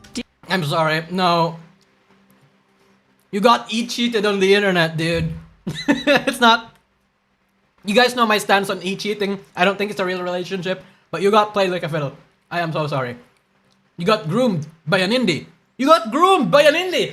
You're supposed to be the groomer for the indie, not to be groomed by one. What is wrong with you? The author writes that Elfin Psyop's public statement effectively amounted to slander. Initially, this sought to provide evidence on how Elfin manipulated her fans and people around her for her own sexual gratification, then accused them of manipulating her to avoid consequences. He states the intent was originally private but felt forced into public release since he basically wants to defend himself from her accusation, calling him a groomer. 6 confirmed men are listed in the document. Average Bird Enjoyer, who was a Discord mod, Merrick, a former Discord admin, Shovel Breath, another former Discord admin. Imagine I fucking see one of you guys here. Launchland, regular Discord member, and Captcha, a regular Discord member, and Sako, a former Discord admin. Bird goes on to write, imagine I fucking see Pandora Pan in this or something. She dropped these men after she was done with them and then accused them of taking advantage of her to avoid admitting she was in a consensual sexual relationship so as not to sabotage her streaming career. For Bird, the author of the document, it all started simply. At first, he was just another name in chat, someone who cheered her on, sent her kind messages. Yeah, fucking Senor Tortillas is here too. Imagine. One day after its creation. Their interactions were friendly and casual, like many other streamers with their dedicated viewers. Bird first discovered her on March 15, 2024. Their initial interaction were relatively wholesome, with Elfin appreciating his supportive marshmallow messages. After he sent her this marshmallow, they started DMing, and then he starts noticing a pattern where she is Will I be a good girl if I did that? inebriated quite often and would message him I love you, fucking zero. Oh my fucking god, let's go. He got groomed. He got groomed. As quickly as their friendship formed, the dynamic shifted. One night, while she was drinking during a voice call, a boundary was crossed that could never be taken back. During a call, she's unironically pulling the uwu language on her, bro. Was drunk, on Bird him. Told her she was a good girl and that he loved her. Something she was a good girl? Yeah? And then the unthinkable happened. Okay. At some point during April 3rd to 6th, Elfin was drunk in a call, sending me explicit images of herself, completely unprompted. I asked her closest to one nudes. Okay, it's not even nudes. It's just like a tummy of her pictures or in bikini or something. So she's grooming him. If she wanted me to delete them, she said yes, and I deleted them after saving them in case I ever needed proof. Of course. Yeah, okay, buddy. Yeah, you definitely saved it in case you needed proof. Yeah, sure. Oh my fucking god. Look, dude. I'm only fucking 4 or 5 minutes in, I'm already in Psyop in Elf's side. I'm already thinking, yeah man, yeah that's right, farm those fucking simps baby, let's go! Which is honestly a little weird that your first reaction is to start gathering evidence when you meet somebody, but I digress. The next day, she would claim she didn't remember anything when she sobered up, which the author of the dog believes is something Elfin would often try to do. In one instant, a wholesome streamer-viewer connection morphed into something sexual, and it wasn't just words either. At one point, she messaged, honestly, some stuff it's not even worth sharing because most of it would be censored, and we've gone way above the censoring budget for this video already. But just to give you an idea, this drunken message, for example, translates to Elfin telling me if I touch her she'd come real fast.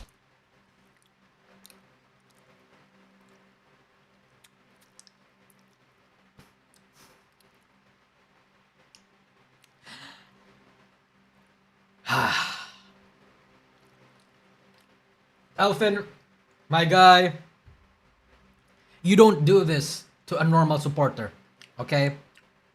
You do this to a whale, okay? You do this to a whale. That way, he would have sunk in a lot of money into you. The sunk cost fallacy is gonna take into effect, where it's like, you know, I already sunk so much money into you, I might as well go all the way. I'm not gonna read all of that, chat. What the fuck? But, you know, just the usual Discord kitten, call me good girl stuff. At one point, he even claims she sent him a selfie of her face, which he also claims he deleted out of principle. The author goes on to say that at this point, the relationship got much closer. Elfin masturbated in call to my voice. That's dead. He's in call. He claims he did not participate and she was likely drunk, but he writes that they called on a regular basis. Sure, buddy. He also says at one point in April 2024, they started discussing the idea of meeting in person, which might have been the reason why she had deleted their DMs from April 9th to May 7th. Okay. In the period of May to June, he took a trip to the UK to meet up with some old friends and then tries to get her to meet so he can give her his gifts. But she tiptoes back and forth, saying she's scared of meeting people online, but then go into, I wouldn't mind meeting, but if I'm sober, I'll be a nervous wreck. And then she would eventually give a soft okay. However, she would end up backing out of that meeting, which is something the author claims he doesn't hold against her. However, something else happened during this trip. While he was traveling, Bird received a DM from another viewer who wanted to talk about Elfin and another fan, Merrick, cheating! who was also a former Discord admin. Cheating! Explained that Elfin often spent time in voice calls with Merrick and that things between them got pretty intimate. Apparently, she a few times to his positive affirmations, and he would send her audio recordings of— God, imagine jacking oh crap, chat. Okay, chat, imagine jorking it to like fucking, oh, I think you're special. No, you're loved. I love you. You're special. You have a place in the world. Your feelings are valid. Take a rest. Imagine jorking it to that. Wouldn't that be so funny? Himself for comfort. But eventually, they had a falling out. The person messaging Bird warned him that Merrick might try to defame both Elfin and Bird out of spite. They also mentioned that Elfin had deleted all her DMs with Merrick because she was scared of getting hacked, meaning that there was no direct evidence of what happened, only this person's account. He ended up talking directly to Merrick. That's when Bird discovered that Elfin had while in call with Merrick, apparently while drunk. During their conversation, Bird and Merrick shared the private DMs she had sent each of them. When Bird confronted Elfin about it, she didn't react with remorse or embarrassment. Instead, she got angry that they were even discussing it behind her back. At the time, Bird writes, I found her reaction a bit odd because she seemed more upset at me for discussing her private affairs than with the people leaking this information. But as you will see later, the deflection of blame as well as so Elf got mad for the wrong reasons. At victimizing herself will be consistently present. She would then go on to write this apology explaining her side of the story. She described how her late night calls with Merrick started casually, both of them drinking together, but said that he drank far more than she did. She admitted that she often got, quote, absolutely hammered, end quote, and wouldn't remember anything the next morning. She told him she hated that feeling. She deleted everything between them and cut him off completely. So it's basically the goddamn equivalent of like getting shit-faced, going to bars every night, getting shit-faced, fucking a random stranger, regretting it on the morning, leaving, only to do it again.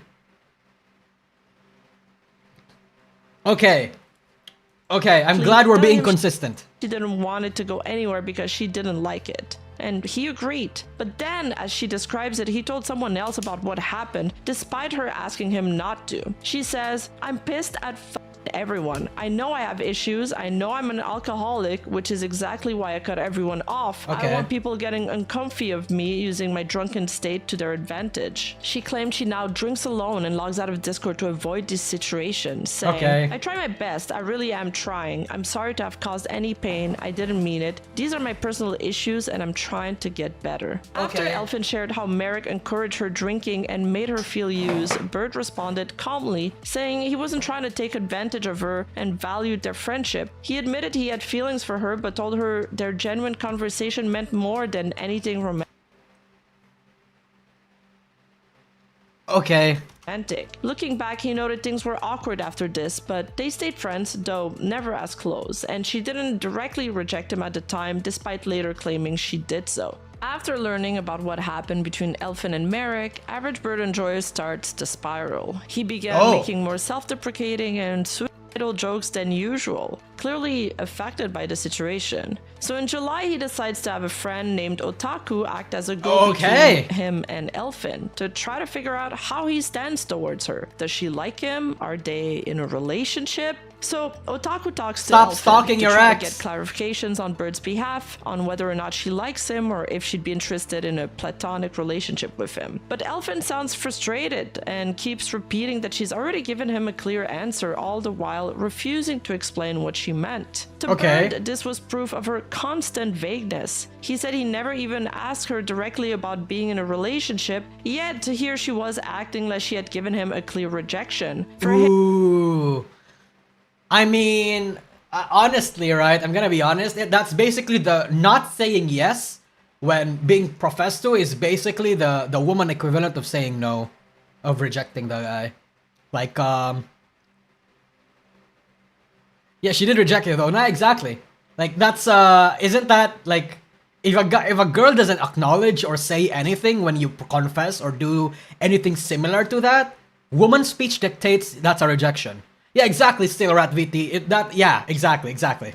Him, it was just another example of how she avoided direct answers while stringing him along and claiming later that she'd been upfront. By early September, Bird had booked his second trip to the UK to visit Elfin. They agreed he'd arrive just before Christmas, and he even planned out Michelin star restaurants to take her to. In his mind, this wasn't about romance or trying to sleep with her, it was about giving his friend experiences she had always wanted but felt she couldn't do alone. But during this month, her behavior shifted dramatically. After months of quiet distance following the Merrick situation, Elfin started sending him photos of herself again, selfies, cute pictures, and when he didn't respond fast enough, she reacted with visible disappointment, as if craving his— Oh god, she truly is a woman. There's way too much effort for her to do this unemployed shit. God.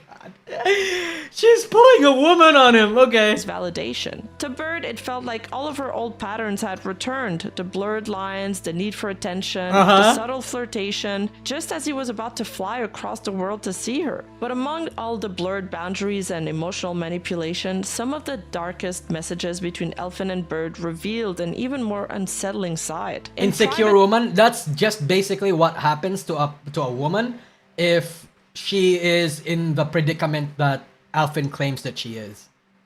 Right? No, I'm employed, but this shit is unemployed. True. Yeah. Hi, Tutsi Lucan. But their conversation sometimes turned deeply uncomfortable. Screenshots in the— If you think that IRL, just rape me. What the fuck did you mean by this? If you have a rape fetish, just say so. Well, duh. That is not something that can be assumed. Don't duh me. Huh? Why? I always mention it.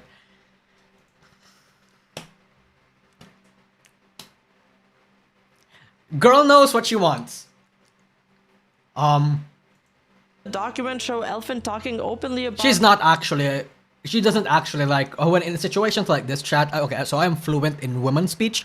In situations like this, she doesn't actually want to be raped. She just likes the idea of the loss of control, right? Like, in general, when a person doesn't have their life together, this goes back into like psychology. When a girl doesn't have their life together, they crave control. They crave like direction. They crave somebody to, let's say, handle the reins for them, right?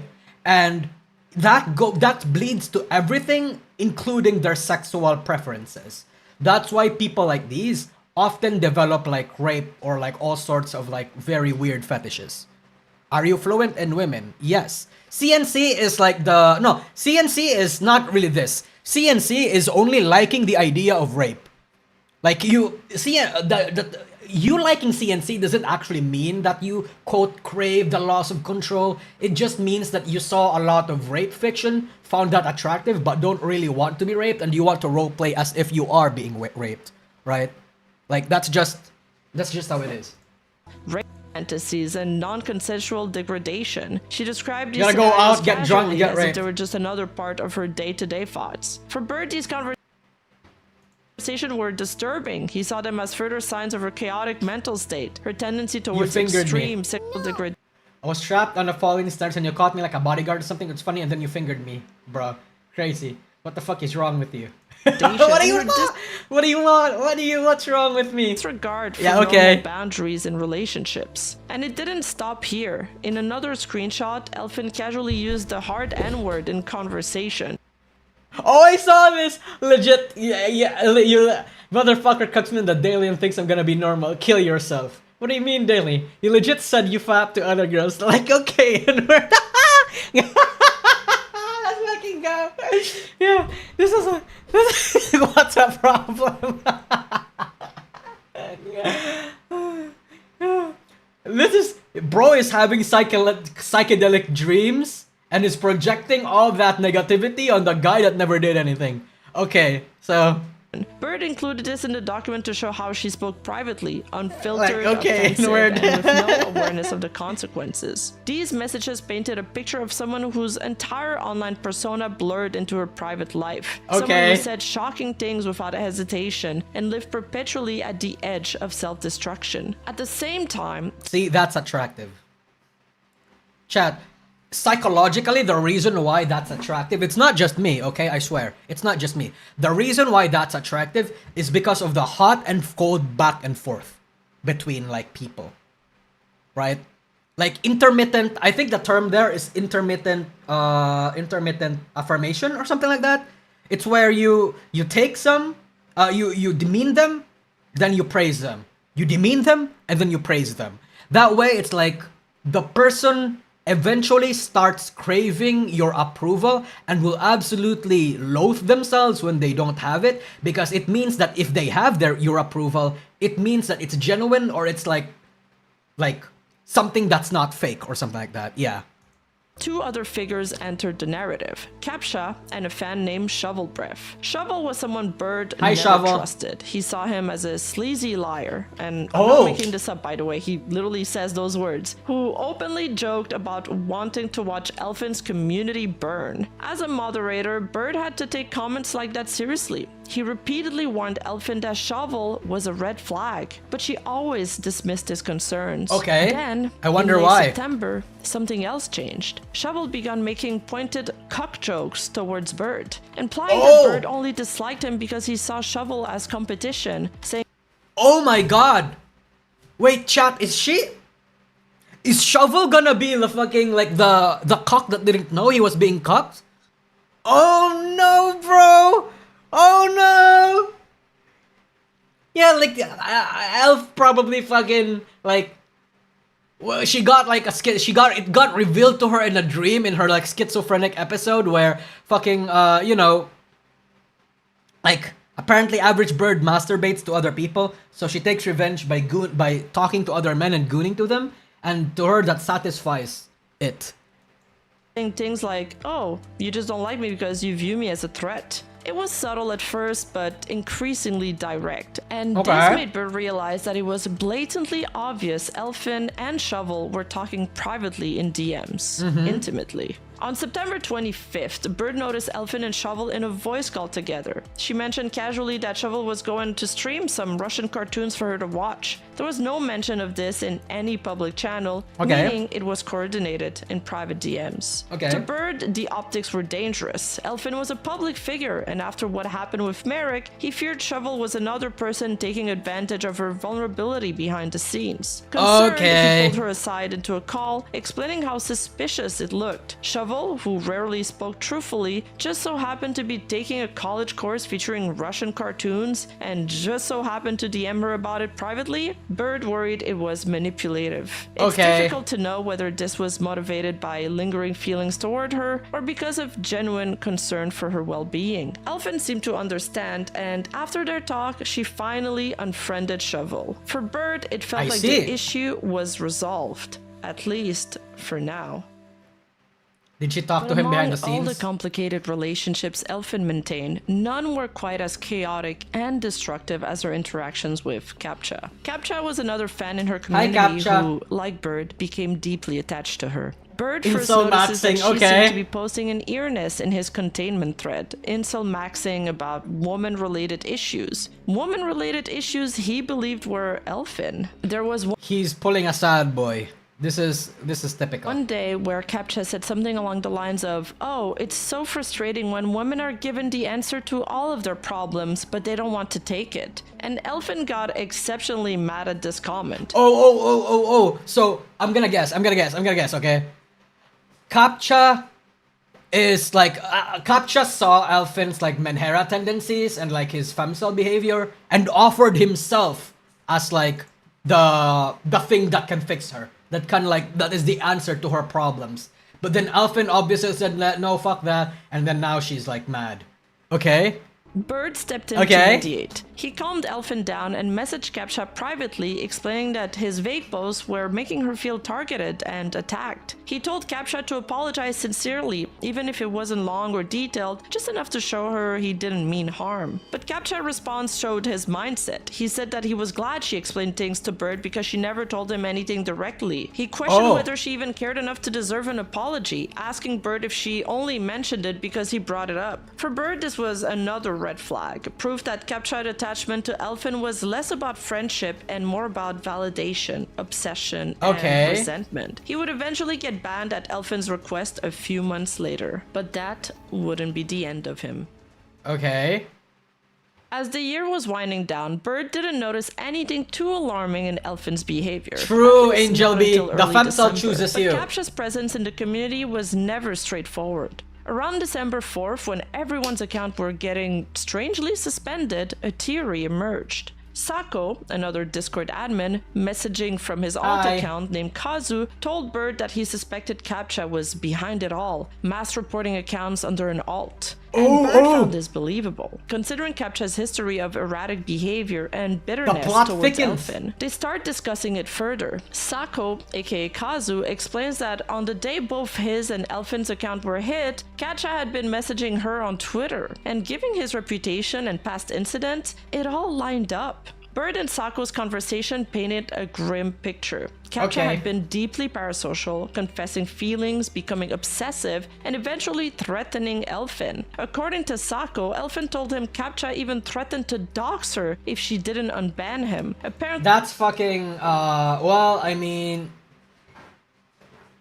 fucking, bro must have love bombed Elfin, and Elfin maybe at first have taken the bait. He was banned and unbanned repeatedly because he would whine about it hard enough and say he went to therapy. Bird wondered aloud if Elfin was intimidated by these threats. Sako didn't think so, but the whole ordeal reeked of desperation. They also theorized whether Captcha's threat held any weight. Had she already trusted him with personal information, or was he just bluffing? They weren't sure, but one thing was clear. Captcha's involvement added another layer of instability to Elfin's already volatile inner circle. Every day, new secrets and betrayals seemed to bubble to the surface, and Bird was left trying to piece it all together before everything came crashing down. So Bird takes this seriously. He reaches out to Elfin and messaged her on her own alt since her main had also been suspended. Concerned, Bird pulled her into a private call to talk about the situation. During that call, he took notes, trying to piece together exactly what had happened. But as she spoke... This gives me like a massive savior complex.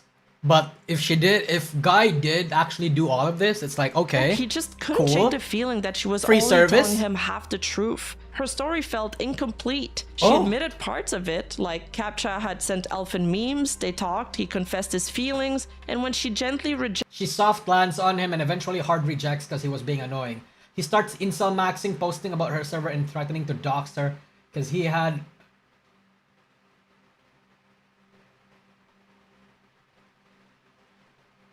rejected him, he didn't take... Did this story only take in the span of 1 month? Chat, this is just 1 month in it, right? take it well. He began insult maxing publicly, posting about her in the server, and even threatening to dox her because he had her Instagram, which contained at least one face picture. He said something twisted along the lines of, "I didn't want to miss out because she was cute." And no, chat, look. I don't know if you can see it, but it's 12/4/24. I'm gonna sincerely hope that 12 is that's the month, and this is December 4, 2024. Been easier if she was ugly. After that, Elfin blocked and banned him, but Captcha kept coming back on multiple alts, sending vague threats and having people on the server relay information back to him. But when Bird asked her why she didn't want him to know, she reluctantly replied that she just didn't like telling everything. Bird found it odd. This was serious. A man was threatening to dox her, yet she seemed evasive and strangely casual about it. Still, with his flight to the UK only 3 weeks away, he didn't want to start a fight so close to meeting her in person, and finally, December came. Bird flew out on the 22nd. Oh yeah, okay, I was right. It was December. Good. The UK the next day, and during this second visit, they spent time together every other day. Elfin, being agoraphobic to a degree, needed breaks between outings, but their days were filled with quiet moments. Michelin star restaurants in London, anime figure shopping, wandering Chinatown. Okay, actually, you know what? I feel sorry for him now. I feel sorry for him now. Trying and failing to build a bear at Build-A-Bear due to the holiday crowds, and even building her new PC. But it was during that trip, after months of emotional entanglement, that she gave me a straightforward rejection. Bro farmed the fuck out of him, squeezed out every single thing he could get from him, then said no. Holy fucking shit. Can we get an F for bro? Holy shit, they knew they were getting... Oh my god. Oh my god. The lengths dudes will go for pussies, dude. That's all I'm saying. He got baited. She gave him what he describes. Manuel loser. I don't want to completely tell him that he's the sucker in the situation, but I feel like even if Elf wasn't like this Menhera, it was obvious that it was a no. It's true. It's a no. It's obviously a no. As her first straightforward rejection, which he didn't even get rejected face to face, mind you. He got it via a mediator. She told the mediator. Okay, that makes it worse. Elfin had to pull a third party to tell him no. Oh my god, dude. I literally made this in my video. When you date a Menhera, or when you try to like help or fix a Menhera, right? Sometimes you are the one that end up broken, right? A Menhera will swim past his fellows so she doesn't drown. Buddy, you get drowned. You got drowned. That she doesn't want a relationship with Bird, and the mediator told him. Awkward. After Bird's visit to the UK, Wait, awkward, Rima. It's fucking hilarious. I'm so sorry. I know these are real people. I know these are real people with real feelings, with real struggles, but at the same time, you can't make this shit up, man. Down for a moment, but it didn't last long. One day, not too long after his return, Bird received a drunken call from Sako. At first it was casual. Sako was rambling about someone in the server who was apparently digging up Elfin's old information, suggesting that this person might become a problem later on. But then the conversation shifted. Sako sent Bird a screenshot from VT, one of those typical gossip posts claiming Elfin does XYZ, and Bird didn't care to remember the exact words. But what struck him was Sako's reaction. Despite being drunk, he started saying things like, "Man, bro, why is dating a Menhera ever an option? Because Menheras are sometimes the only the only types of people that you have a chance with.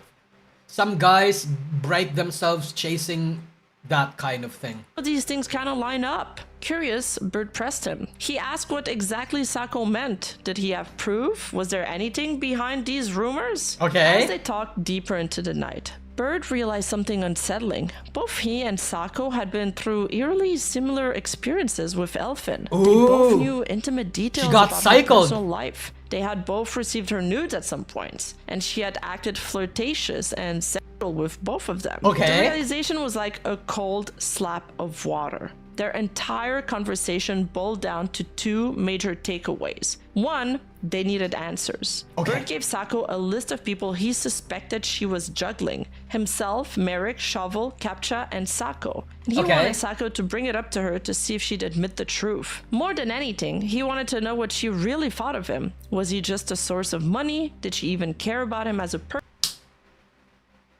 What do you mean? Are you stupid? What do you mean? What, you still wanted to find out what you meant to her? What? What? Why? Why? Are you oh my fucking god. No, okay, see, how can you not be on Elf's side? My girl fucking farmed the fuck out of these people. Like how?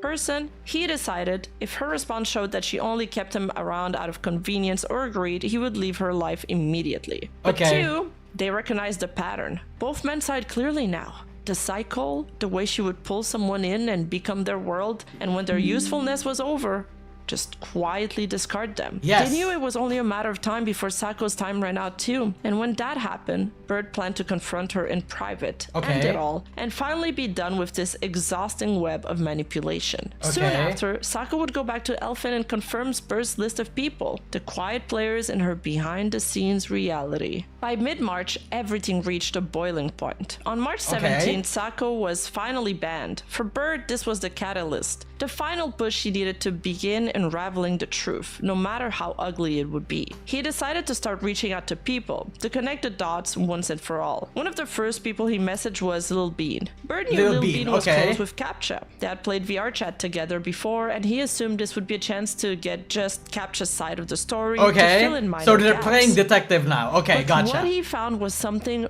far beyond what he expected. Lil Bean wasn't just another server member with half-remembered anecdotes. No, he turned out to hold nearly all the missing pieces. Screenshots, context, dates, conversations Bert had never seen. Give it to me. Lil Bean's insight, everything finally fell into place. Yes. For the first time, Bert could see the entire twisted mosaic of Elfin's private life. Her lies, her games, her careful manipulation of each person. It was all laid out in front of him with devastating clarity. And from that moment forward, there was no going back. As Bert kept digging, Lil Bean became this unexpected informant. Bean told him unexpected informant, on November 8th. It was a small private call with Shovel, Elfin, and Launchland. They pulled Bean in for one reason, to help them deal with Captcha. According to Elfin, Captcha had been harassing her for months, relentlessly trying to get unbanned from the server. She painted him as an obsessed outcast, desperate for any form of contact, even if it was just an argument. But as Bert listened to Bean recount the details of that call, something felt off. Why were these people gathering together, strategizing, sharing private screenshots, and building coordinated narratives behind closed doors? God damn. Was this really about protecting Elfin from harassment, or was it about controlling the story? Exactly, covering it up. This was only the beginning of what Bean would reveal. Bert would come to learn that the story Elfin told about Captcha wasn't just incomplete, it was almost entirely a lie. When he finally spoke directly to Captcha, the truth unraveled like a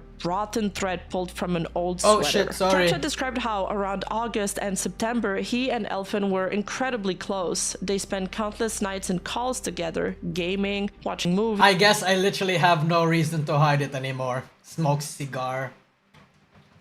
Maybe I am just a nice guy. Sharing vulnerable moments. He says it felt like they were dating. She even sent him explicit. So Elf in Psyop did a Psyop.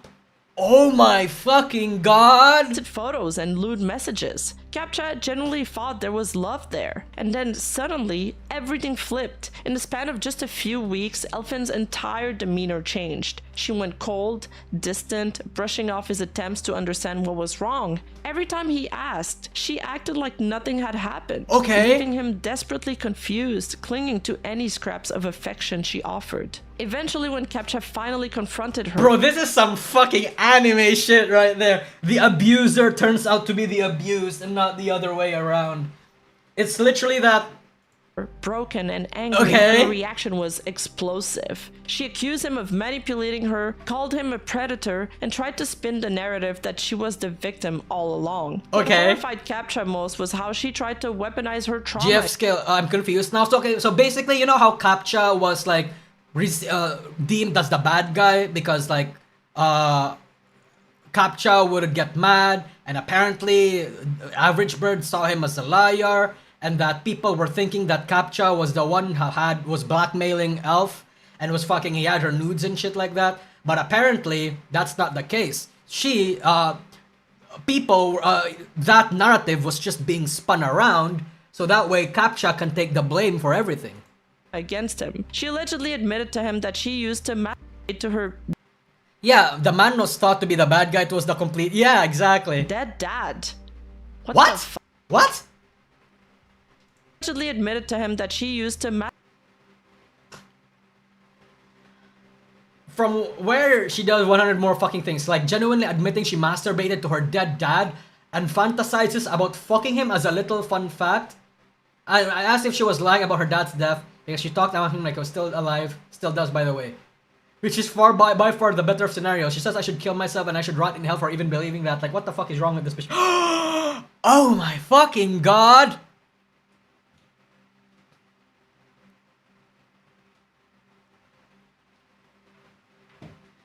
So, bro wants to go to the fucking mortuary. See her dead dad in there. Use him as a fucking dildo. That is something. Didn't I fucking tell you, chat, that just came back? Is this about Elfin or Riri? This is about Elfin. Didn't I tell you, chat, that women are more degenerate than men? To her dead dad. What the fuck?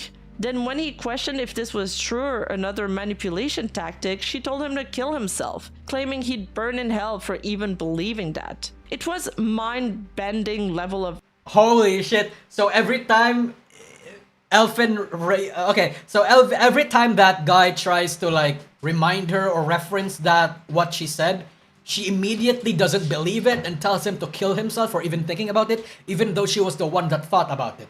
So she legit doesn't remember what she says. Do we deserve destruction? Of gaslighting. Captcha says she'd send lewd photos to others behind It depends on what you believe in. Do you believe that as like intentional? Because if so, that's gaslighting. But if it's like actually an accident, like she just genuinely doesn't believe, she genuinely forgets it, then that's just a different breed of mental illness, right? Like damn. Hold on. My cat is annoying the fuck out of me. Okay, back to the video. His back while telling him how much she cared about him. When caught, she twisted everything to frame him as an obsessive freak, even though he still cared about her deeply despite everything. Okay. And to top it off, Captcha shared that while she presented herself We're gonna look at like Elf's response to this. as a broken and self-loathing, and in private she was boastful about her own popularity and status, bragging about how powerful she felt in her community. This conversation confirmed to Bird that the tangled web Elfin spun for each of her orbiters wasn't just messy, it was deliberate. As Bean continued piecing together the puzzle, he realized that Captcha's claim weren't just plausible, they were disturbingly consistent with what others had reported. Captcha explained how in September he, Shovel Breath, and Launchland all discovered a horrifying truth. Elfin had been sexting and sending nudes to all three of them simultaneously. We got that. She played the same game, subtly implying that he was special, different, the only one who truly understood her brokenness. She never explicitly called them boyfriends, but her messages left little doubt that she was implying exclusivity. Feeling betrayed and disgusted, Captcha, Shovel, and Launchland formed a group chat to... like you said, I mean, it's kind of obvious, man. I mean, that being said, I told you, right? Like, the reason why I can sniff this out is because I'm around other women. And a lot of women, rather. And a lot of other women tell me these strats, or like, I sense a pattern, and that's how it's easy. But like, to a lot of men who don't have the same experience, I can understand why it comes across like that. Compare their experiences. The betrayal was undeniable. In a moment of confrontation, Captcha messaged Elfin while in a call with the others to cross-reference her responses live. This was the point where Elfin's manipulation became crystal clear to them. She confessed how Launchland, who already had a Jesus, what the fuck is this? Can I have more pixels? asked her for sexual interactions while she was drunk and vulnerable. She told Captcha, "I said I can't do this, man. I never wanted to. I was stupid and drunk, dude." She claimed she never wanted any of it, swearing that she wasn't into poly shit. Captcha, bitter and resentful, accused her of simply moving on to the next toy whenever she got bored of the last. I'm taking you use and discard people and fucking throw them away to go to the next guy. I'm taking precautions, bro. Bro, fuck yourself. I legit never told them anything about me. You're the only one who knew. Actually, fuck off, dude. Like, oh my god. Okay. So it's actually manipulation, okay. Elfin defensively lashed back, insisting she was never truly into any of them. They didn't even know her real name, and when she drank now, she did it offline to avoid exactly these kind of situations. But meanwhile, Average Bird gets farmed the fuck out of him. I wasn't convinced. He called her out directly. You use and discard people and fucking throw them away to go to the next guy. Yeah. Elfin coldly simply confirmed she never told them anything real about herself. To Bird, it felt like, for her, all of this was just transactional. As Captcha pressed her harder, her narrative crumbled. She lashed out, screaming lines like, 27-year-old man talking to a... I mean...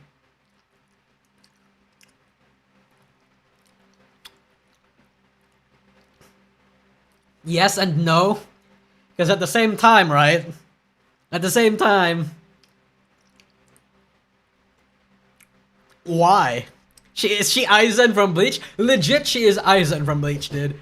Holy crap. Drunk girl and dared the victims? Lamau! Throughout the exchange, Captcha called out her contradictions, accusing her of using and discarding people like trash. She insisted she knew what she did was wrong, but continued to pivot blame back onto others, especially Shovel and Launchland, whom she accused of grooming her, while simultaneously claiming she was aware and regretful. Her response shifted rapidly between defensive, apologetic, manipulative, and outright rage-filled as Captcha broke through her excuses. He called her a manipulator to her face. She tried to guilt-trip him, saying he knew her real name and she was trying to be better. But Captcha ended with brutal finality. It's too late, man. What done is done. And keep in mind that throughout this conversation, she had a fallout. Everything was being relayed by Captcha to the other two guys. Yes. So as they learned all of these additional stuff she was saying about them, calling them a groomer, for example, their anger only grew and grew. Yeah. After the revelations about her interactions with Shovel Breath, Launchland, and Captcha, Elfin finds herself backed into a corner as she is added to a group message with all three men. You don't do that, okay? You don't do that. Oh, okay, hold on, that is such... Look, okay, you don't do that. Not because when you want to confront a woman in that way, you don't do that. That's not how you do it. Okay, I'm gonna go through later, maybe someone remind me. I'm going to do a play-by-play on how you can get a woman to confess this. To confess all of it, rather. Just not, but it's not this. It's not this. Trying to explain herself. Whatever happened with Shovel was my fault. I engaged it. I shouldn't have talked to him about philosophy or my life or anything. Wherever it went was bad, and I didn't like it, and I got uncomfy, but it was my own fault for engaging with anyone like that in the first place. She then continues, shifting to Launchland. With Lodge, I was really fucking wasted, but it was again my fault for keeping up in DMs when I shouldn't have as a content creator. I should have kept my distance, but you kind of just went with it despite having a girlfriend. I felt so fucking awful when I sobered up. What? So this Launch guy got an IRL girlfriend and she's... What is wrong?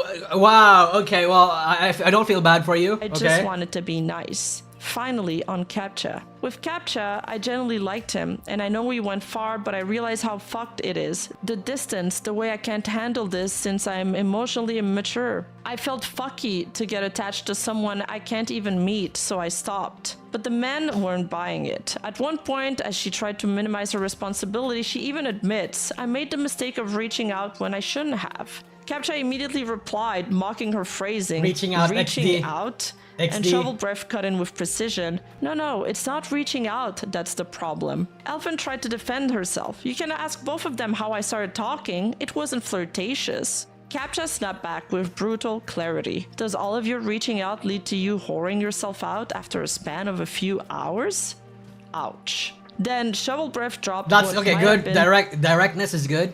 But not okay, so how you want to do it when you want to deal with like these kinds of women, right? Is you want to play their mental gymnastics and be direct when it matters, right? Women, okay, well, I say this in the most sexist way possible, but like at least in my experience, right?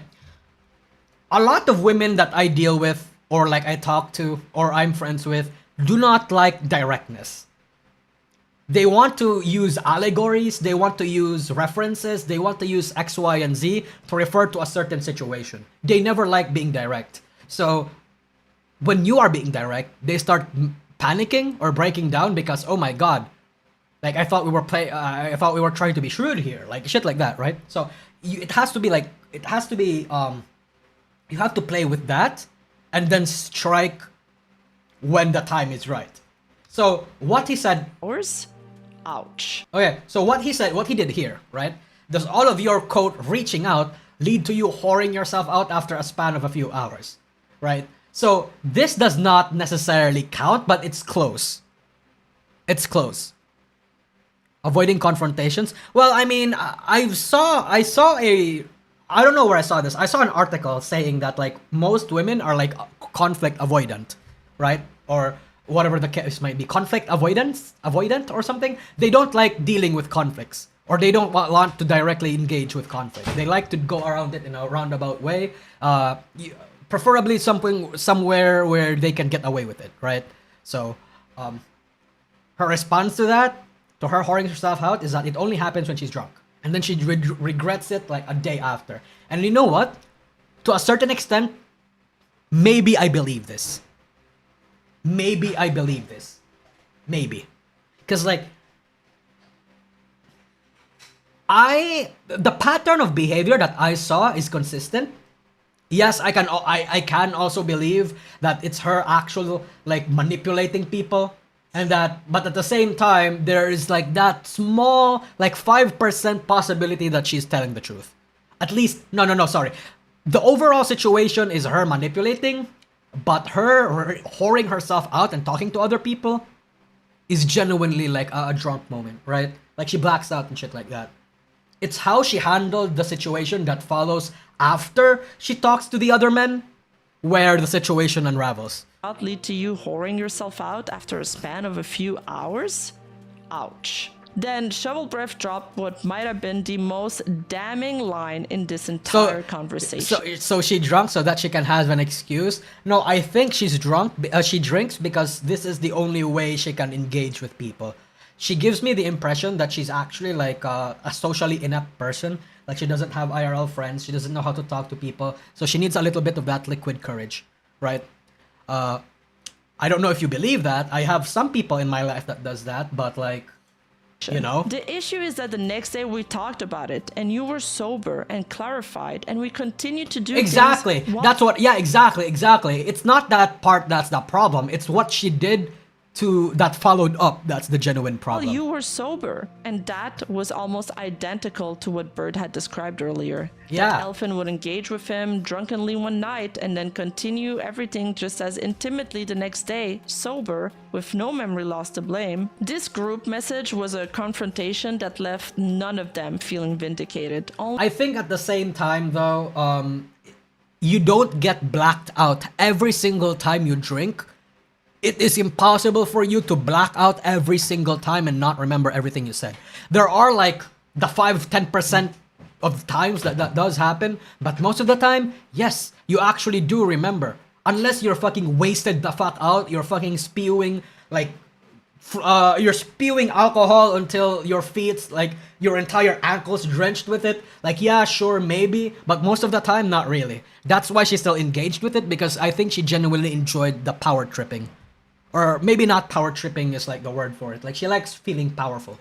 Only disgusted at the web of deception they had all willingly stepped into. But while all of this was unfolding, there was another player operating behind the scenes, Sako. It became clear that Sako's entire motivation was to cling to Elfin as tightly as possible. Allegedly, Sako had already been banned from her server at one point, but continued to stay involved privately, leaking messages from Bird to Elfin while also discussing the situation with Bird. Oh my god!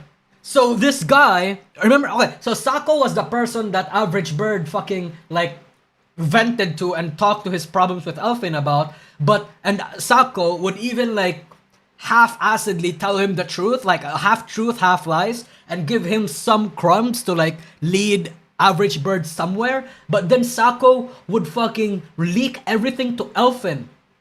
Because despite all of it, Sako really wanted Elfin. Oh my god. Dude, you guys are more of a woman than Elfin. Holy shit, why are you like this? Himself. Why are you like this? According to He's Sako, a double agent, exactly. January. Sako wasn't just clinging to Elfin, he was playing both sides. He gave Elfin the logs of his DMs with Bird, and as a result, Elfin began scrambling to mitigate the damage, racing to talk to people before Bird could, using a partial list of names he had given to Sako as a roadmap. At the same time, that's what I said. Sako was deliberately muddying the waters on his way out. For example, Sako once sent Elfin's face unprompted to another server member. That person tried to be cheeky in the response, but the entire exchange read horribly. Hey, what face picture of Elfin did Bird send you? To which the other person replied, the ones you sent me, so the ones he sent you. But Sako used this to twist this into a lie, sending the exchange to Elfin to make it look like Bird was actually the one distributing her photos. I see. This fueled a rumor that Bird was doxing her images around the community, a rumor that still circulates even after the truth was clarified in DMs. I Bird see. showcases one example of her retelling these rumors to a third party. If I told you everything, I don't think you'd like Bird very much. I have no power though. I'm a streamer, he's got everything on me. I can't do much but either kill myself or have someone come and kill me once I'm Jesus. doxed. Curious though, was it Sako or Bird that sent you pics of me? The other person responds, Sako. Right, he told me Bird sent them to you, so What is this shit, bro? What is this bullshit? Holy fuck.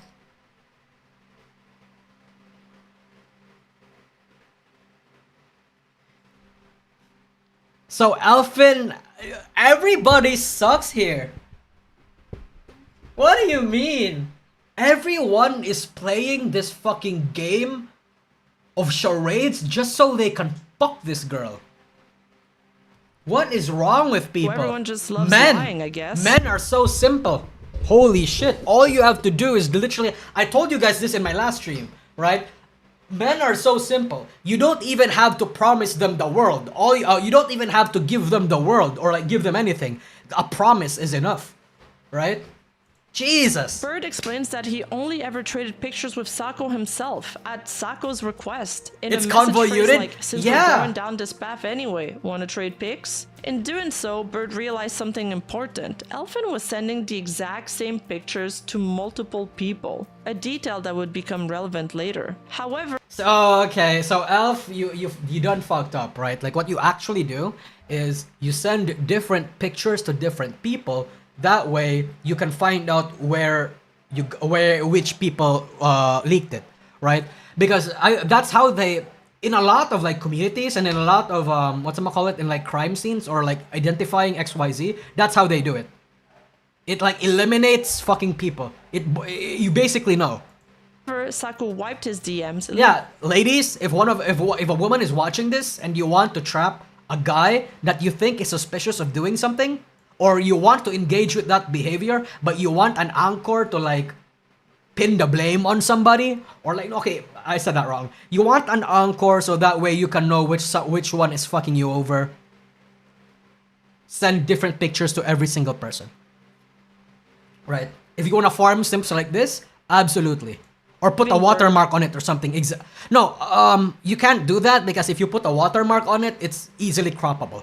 And it's very easily photoshopped out. You have to give them a different picture every single time. 100%. Without the original evidence. And while Sako was feeding Elfin selective information, she was using it to strategically shape her narrative. She would tell different stories to different people, even third parties attempting to mediate, obfuscating the truth each time. Okay. Then the document shifts into a conversation she is having with Lil Bean, which of course is also being reported to Bird. Originally, when Bean was brought in to help out Elfin with Captcha's harassment, Bean assumed that Shovel and Launchland were both third parties, just like him, who just happened to be helping Elfin deal with this issue. But it's not until way later in January that he would come to realize that Shovel, Launchland, Elfin, and Captcha were all directly related in terms of their entanglement with Elfin and each other. Once he realized that and shared info with Bird, he would then confront Elfin directly. In one conversation, Elfin laments, "My biggest mistake was talking and trusting to people I talk to every day in VC. I don't see them as fans. I saw you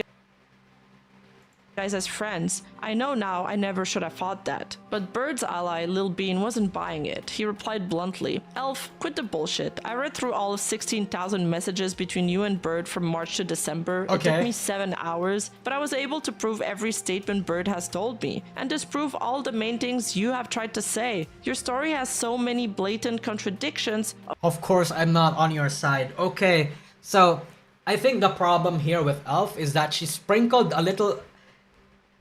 She poured her heart. She poured her heart out on lies, right?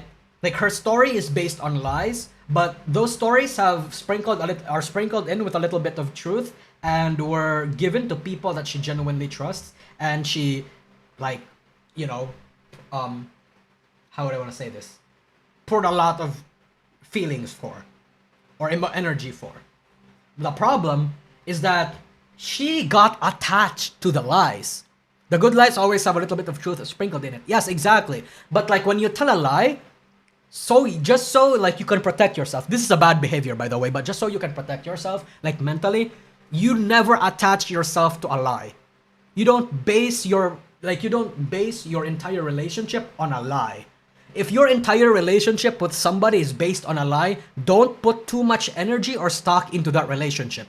You only want to pretend. That way, when eventually your lie gets fucking broken, you can easily discard them. Yes, that is a bad bitch move behavior, but it protects your mental. You don't want to have this extricate weaving of lies that you also put a lot of stock and investment in. You don't want to do that. Because you double fuck yourselves. When these people eventually figure out that you're fucking lying, for some reason, you're gonna find yourself being hurt by the fact that they didn't believe your lies. She's not smart enough to do this. No, exactly, yeah. She's not smart enough to manipulate people. Of course I'm not on your side. Elfin, meanwhile, would argue that her age and position meant she couldn't be abusing Oh, she's 20. She's super young. Power, not stating things. Yeah, she's not experienced. Yeah, okay. Like, I'm not some old celebrity. I'm a 20-year-old girl who's chronically online because I talk to 0 people IRL. She also repeatedly clung to the notion that she had rejected Bird multiple times, often citing a single example from December, which Bird seems really frustrated with. But Lil Bean called out the flaw in that logic, pointing out how everything she had done to Bird had occurred before that supposed rejection. And Elfin's response? How does it matter what happened if there's a straight rejection? Are you stupid? Bird goes on to write that it's clear this entire rejection defense from Elfin hinges on a single conversation they had in December where she clearly rejected him. But for Bird, that didn't excuse any of her behavior leading up to that point. Yeah, no, exactly, because fucking Elfin farmed the fuck out of him. He writes that Elfin refused to acknowledge any responsibility for how her actions impacted others. At one point, Bean calls her out directly, saying, again, I know what you guys talked about in September, I know you're lying, but she doubles down, insisting, I have a literal blatant rejection in December. Then, almost as if to pivot away from the topic entirely, she throws this out. Yes, it was a conversation about rape. it was a convo about rape and how it would be funny if he raped me or some shit. I saw the logs, dude. There's a rejection in December. After that, he should have realized I don't like him that way. Bean, clearly frustrated, points out the contradiction. And also you saying that he was cucking you because he faps to other women. If you find all this stuff so uncomfortable, how on earth are you okay with all of this? She continues arguing. Do you sincerely think all those months of me not even trying to flirt with him is remotely leading him on? I'll be honest, I've had lapses of judgment when I would send pictures of my face, like in September, where I need validation. Okay, so I think this is a big shot of retardation from both sides. So here's the problem with both men and women, right? Like, okay, this is not necessarily a defense of Elfin, but it's like a general thing you guys wanna, like, remember. She could be lying here, she could be not. It seems like the narrative is that she is lying. But in general, a woman's way of showing affection towards other women are very, like, let's say touchy, very aggressive, very like, it's like, somewhat intimate. Not necessarily intimate, but you know, like women hug each other, kiss each other, grope their own boobs, fucking like half, like not necessarily flirt, but like talk in this almost cutesy way towards each other. But then when that happens to a guy, like when a girl gives that exact kind of communication to a guy, the guy's gonna perceive it as actual flirtation and that the guy was into him. Yeah, touchy-feely. Yeah, exactly. Like, people need to know that. People need to learn to remember that. Because you might get into weird situations where you get fucking accused of as a weirdo or a groomer or whatever the case might be, just because you didn't know how to read a woman's behavior. Right? Like, obviously, this is only loosely related to what's happening here, because to a certain extent, yeah, it does seem like Elfin is lying.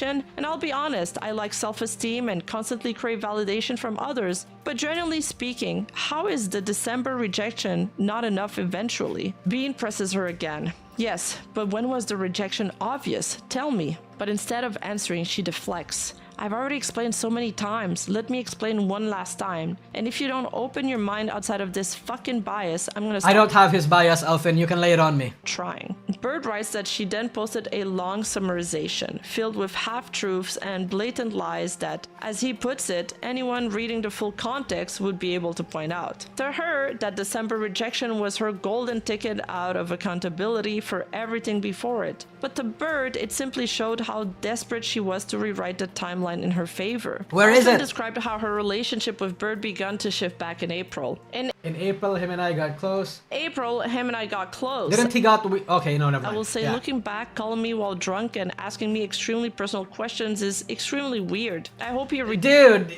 you're the one that started, "Ooh, I think I love you." What do you mean? Realize how fucked that is. Moving on, I started trusting him a lot. He was helping me with money, my mental health, everything. I generally thought he cared with no ulterior motives. It was like a dad, generally. After April, the realization... But what do you mean it was like a dad? But you love him, you can't love him. How fucked the situation was. I felt like I kind of fell into the trap of getting money from someone. Pretty much becoming their slave or something. To her, it felt like she was becoming trapped, supported financially, emotionally, and practically, but with an unspoken sense of obligation tying her down. Later, Bean would relay these messages to Bird. In them, Elfin talked about Merrick dismissively, saying, "I'm pretty sure I had a thing with Merrick, but that's a different issue." She described their cancelled meetup by saying, "I didn't want to at all," despite months of planning and excitement leading up to his visit. Wow. And she added, "He's now depressed that I didn't meet," framing Bird as simply upset about the cancelled trip, omitting the context that he had also discovered her other relationships at the time. She claimed he was the only person I could send my selfies to, despite having sent the same picture to multiple people, and kept repeating the phrase, "Oh my god, someone thinks I'm not..." Like a dad, oh no, yeah, exactly. You probably don't want to be fucking be seen as his dad, considering what Elfin wants to do with her dead dad, apparently. Ugly, a line she had used before with others like Shovel Breath, Launchland, and Captcha. She also justified deleting her account by saying, I completely deleted my account because I was in a sketchy server. Though in other conversations she had stated it was to start fresh with a clean state. Finally, she wrote, I don't like Bird being my manager, despite previously being comfortable with it. Later, she would claim Otaku forced her into it, despite his threat of quitting clearly being a joke at the time. Bird goes on to write that, in the aftermath of everything, Elfin's pattern became painfully clear to him, deflecting blame, playing the victim, and trying to regain control. Bean offered to go through the logs of their group chat with her, but she kept pivoting, asking repeatedly for the logs herself instead. Bird noted how she manipulated the situation, first agreeing to go through them. Yes, Unread. Please ask him, why did they remove me from the GC? Live on stream, and then shifting to demand them in private, insinuating that Bird was deleting messages. She also brought up doxing concerns, which are valid concerns, and she claimed that Bird had shared her address with others. However, Bird insists this was untrue, clarifying that the only personal information he ever saw or shared was her first name, never her address as she claimed. What disturbed Bird further was how, when confronted about never shutting down sexual conversations, she deflected again, saying that over 50 people have told her they climaxed to her, and she never— Bro, I've had like 50 people say they come to me, bro. I didn't cut any of them off. Bro, you cannot argue for me. I'm a literal VTuber. You are not a VTuber. Let's go! Okay, and you don't see a problem? Like, clearly it is sexual and him being into you. Okay, I mean, in this certain context, I don't really mind. Cut any it's actually a flex. I don't think that's a good look. And to Bird, this painted a clear picture of someone maintaining parasocial sexual bonds while refusing responsibility for the emotional fallout. She even argued that Bean couldn't criticize her because he wasn't a VTuber, or that sexual advances were different from romantic ones, diving into semantics to avoid the core issue. Okay, so hold on, let me see this. I've shut every romantic effort completely. Sexual shit literally does not. Okay, so she thinks that she shut down every romantic effort, but any sexual effort is different. Is not shut off because it's different. I see. Okay. So that's the distinction. She sees the romantic and the sexual in two different contexts. She wants to goon, but she doesn't want to feel. Okay. Excellent. Were different from romantic ones. Diving into the final part of his document, Bird summarized the entire timeline, from the Merrick saga in May and June to the Shovel, Launchland, and Captcha revelations in September, to her lesson learned statements in January that were immediately contradicted by her continued sexting with Sako shortly after. As his closing thoughts, Bird says that once he learned the full truth, he realized keeping it private would only let the cycle continue, and someone would eventually get hurt. He felt the only option was to make it public so people could decide for themselves. In his words, Elfin Sayap wasn't dating any of us. She can do what she wants privately, but lying, slandering, and accusing people of grooming just to protect herself is unacceptable. He ends by saying he hopes people at least understand why he felt this had to be done. Following the release of this explosive document, Elfin felt like she had to make a statement and goes live on stream to explain her side of the story. She opens her now deleted stream with her signature ironic demeanor, shifting abruptly to the serious topic at hand. She explained to viewers that her Discord moderator, Bird, had released a 51-page document exposing private interactions she'd had with multiple men in her community. She framed it almost mockingly, saying, "My Discord moderator wrote a 51-page document about yours truly, an expose about the things I've done over the past year." From the outset, she maintained a dismissive yet anxious tone, telling viewers, "Most of the TLDRs I've seen on Twitter are so disgustingly wrong, it's so easy to disprove all of this." She said she felt forced to respond publicly because people were spreading what she describes as blatant misinterpretations. Elfin openly admitted that she did talk to multiple men, describing them as close friends she spoke to daily in Discord voice chats. "I'm not denying that I talked to people," she says. "I literally did talk to people. They were really close friends." However, she vehemently denied the document's central implication, that these relationships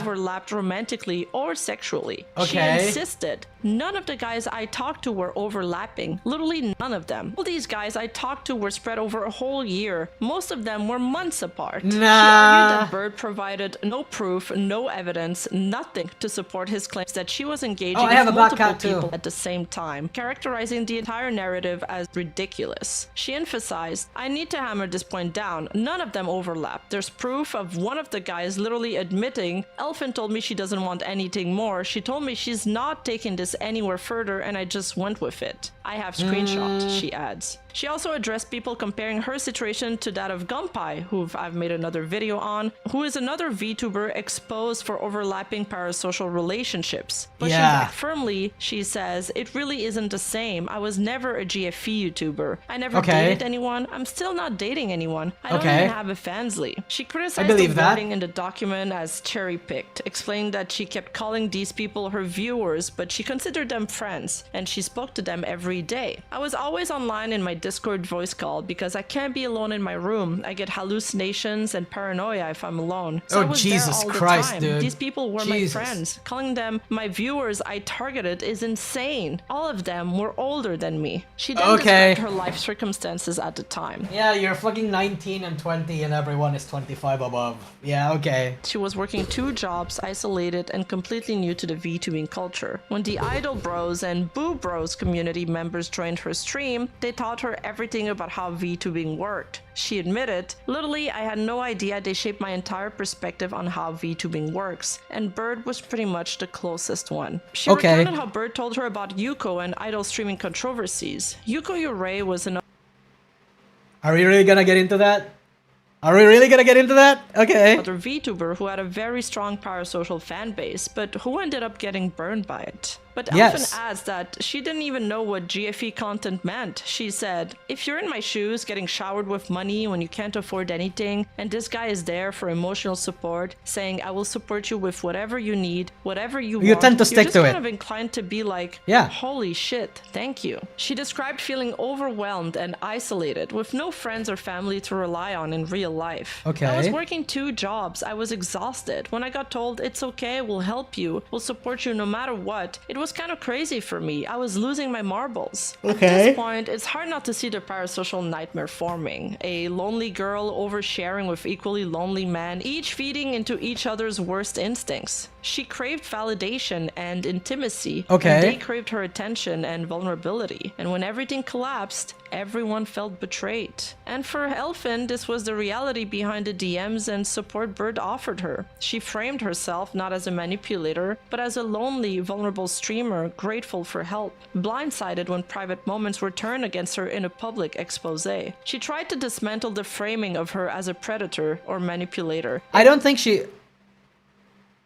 At the same time, though... insisting that none of the men involved were victims, and emphasized that they were all consenting adults. No one was a victim, in a sense, where, like, somebody was in the receiving end of a crime. But, you know... It's just emotional. Older than her. Half of these people were 25 plus, including Bird himself. Calling me a predator is insane when you're much older than me and much more experienced. Yeah, I don't think this is a grooming story. Also went around telling people he didn't see her. I think like... Okay, hold on. Self-harm scars, so she must be lying about them. I think people showered her with love and support. Elfin, in like... you know, knee-jerk reaction to like love and support, she immediately takes them in and feeds them with even more reasons to keep loving and supporting her. But because she doesn't want to like, she doesn't want the love and the support and the attention to go away, but at the same time, she doesn't want a lot of her private stuff to get like revealed. She mixed in a lot of truths and a lot of lies and fed other people different stories and different different scenarios to get them to hear what they want to hear. And then, you know, when the cracks started to form in those stories, those guys collaborated with each other and then tried to confront that with Elfin. Elfin, knowing that like a lot of these things were lies, but they were lies that she was genuinely emotionally invested in, didn't know how to defend themselves aside from cherry picking some of the things that she said. I think that's what happened. I don't think Alfin is a bad guy here, and I don't think the other people that like the men around her were bad guys or groomers either. I think these people were just like these people were just as mentally ill as each other and just as emotionally, let's say emotionally like immature as each other. And the ultimate winner was Elfin because she was the one actually doing the farming. And to a certain extent, I think I respect that. What you're saying is that they were all tripping over each other. Yeah, exactly. She said that was insane and cruel to say about someone. She stated bluntly that Bird's intention were for her career to be over. Negative feedback he himself admitted she wouldn't feel secure or recover, and that he wanted her to lose everything she built up. She further clarified, there were 2 blatant rejections, maybe more. He kept saying I let him on, but I rejected him clearly multiple times. She goes on to explain that Bird kept trying to meet her in real life, buying plane tickets and offering... Oh, I agree, Zero Exceed. I think she is still the most guilty. I'm not saying that like... I told you, I did say like she was the one that quote won because she was the one that did the most things. Like she was the one who actually like farmed this shit behind the scenes, yeah. To be her caretaker, but she kept saying no. She questioned why. If she manipulated these guys so badly, people like Sako still helped her and most of her Discord friends didn't hate her. She admitted to sending selfies and nudes to some of them while drunk, but said, you're not being manipulated if you choose to keep talking to someone drunk who's being a gooner. You can't call... See, you can't say that if like literally the next day you keep doing it. Like maybe a 1-time, 2-time thing, that defense is valid, but like there's a point where it's not, you know? Like you can't say that every time. Especially after like going on a date with fucking what's his name with Bird, fucking going on London, treating her out and then fucking rejecting him and the day was over. It's like holy shit, bro got farmed. Holy crap. A victim when you're older than me and fully aware. She also denied having financial motives in these interactions, clarifying that Bird was the only person who donated money to her. She said his friend told her Bird donated with no romantic or sexual motives, just to help her as a friend. But in the end, she felt this document proved that was a lie. She described Bird as someone who acted normal to her face while scheming behind her back, going around to her friends and poisoning her community. She also adds that he never confronted her directly about any of this, framing it as a moral obligation instead. She accused him of wanting to destroy her. His intentions were for my career to be over. He wanted me to lose everything I built up over this past year. At several points, she addresses the explicit pictures she sent while drunk, claiming that she asked him to delete them the next morning, but found out from the document that he had saved them. Yeah, definitely for proof reasons. And for future evidence, which disgusted her. She concluded by reiterating that none of the men overlapped, none were manipulated, and none gave her money except Bird. She took responsibility for trusting people she shouldn't have, but refused to accept the label of manipulator. I do not take responsibility for you saying you got manipulated by me, because you didn't. Throughout the stream, she alternated between mocking Bird's perceived self-righteousness. Do I believe that? Do I believe that?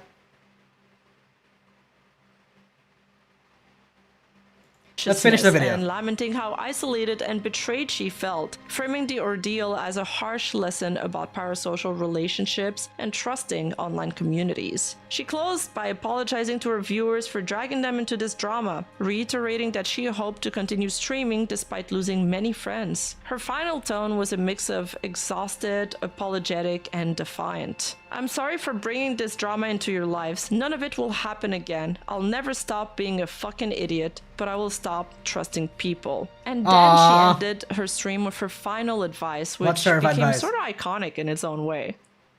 Biggest statement though, never goon. Never fucking goon. No. Fuck you.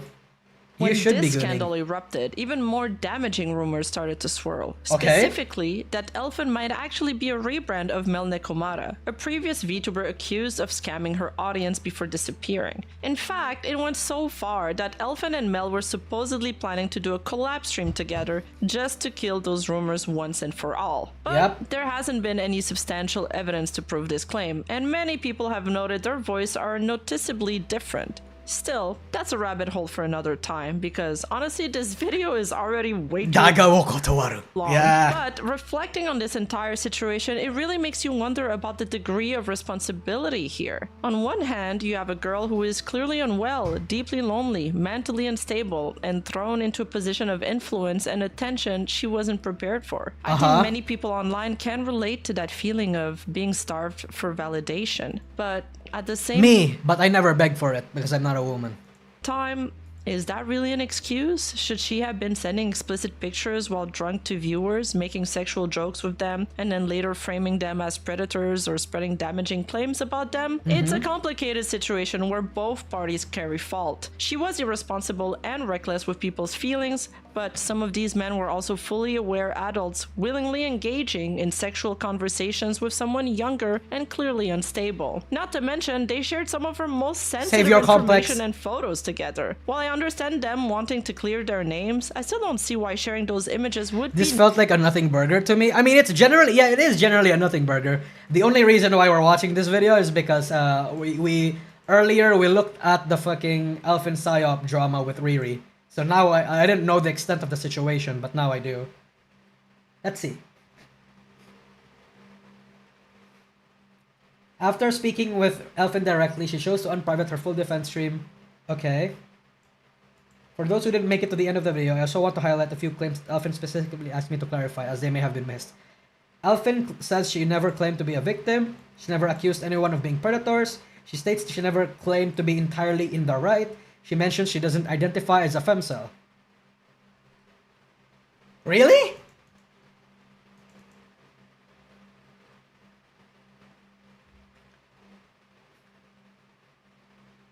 I mean, I don't know about that, but okay. But acknowledges that some people may associate her with that archetype. Keep in mind that the 51 document page Google Document was created by someone who had personal reasons to paint Elf in the worst light possible, and that might have been obvious. I believe it should have been clearer. My personal opinion, while I believe there may be valid criticism to be made on both sides, I also don't think anyone involved in this is entirely innocent. Okay. Yeah, that's what I think too. Necessary to accomplish that. In the end, this entire scandal highlights the danger She does regularly say that femcels don't exist. If we're operating under the narrative that femcels don't exist because men will want to fuck anything and everything, and that includes like a dead fucking sheep, then I don't think that's the only thing that constitutes as a femcel. Like, obviously there are actual femcels, but like there are quote femcels, if that makes sense. Of parasocial relationships go in both ways. When streamers rely on their fans for emotional support and fans become emotionally invested far beyond normal boundaries, it creates the perfect storm for manipulation, betrayal, and irreversible damage. But what do you think? Was Elfin simply okay? I think she just subs the word girl failure for a femcel. Well, femcel is like a certain archetype of girl failure.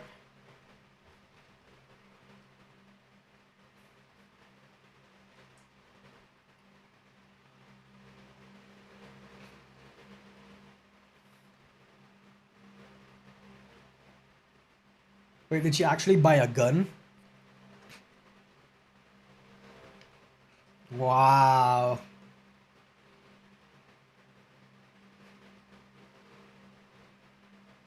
Interesting. Interesting. She's British, so I don't think so. I don't know. She says she's brown, so she's not British. Okay. Well, I guess that's the Elfin Psyop situation. Thank you, Rima. BB gun, maybe. That was I think that was a Luger, or I don't know how it's pronounced. But goddamn. Interesting. It's still funny to me though. 100% everything is still funny to me.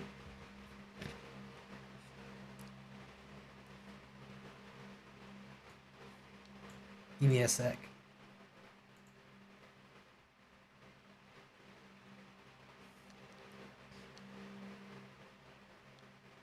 Are we gonna ignore her comment? Wait, which comment?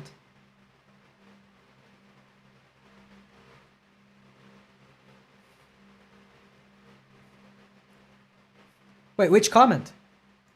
Simply a lonely girl trapped. You mean her defense? On the gun post. Oh, on the gun post? I didn't see the comment on the gun post. Let's see.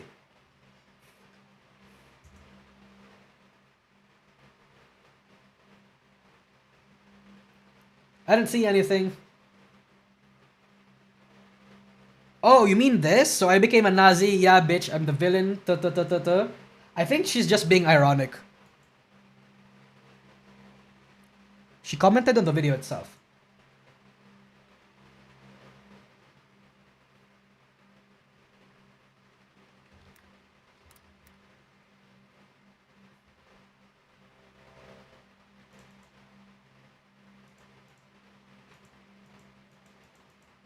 I don't see it.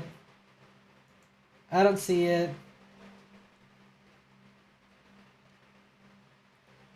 I don't see it, chat. Oopsie. Nusagi, can we watch the Tyler Olivia's Indian Poop Festival? Oh yeah, I saw that. I saw the whole pity party she threw about how he had to not, he wasn't gonna upload the poop festival anymore because Indians were doxing him and shit. But then he pulled the psych, gotcha, and then boom. Yeah. We're not gonna watch it now though. We're not gonna watch it now, but we'll probably watch it soon.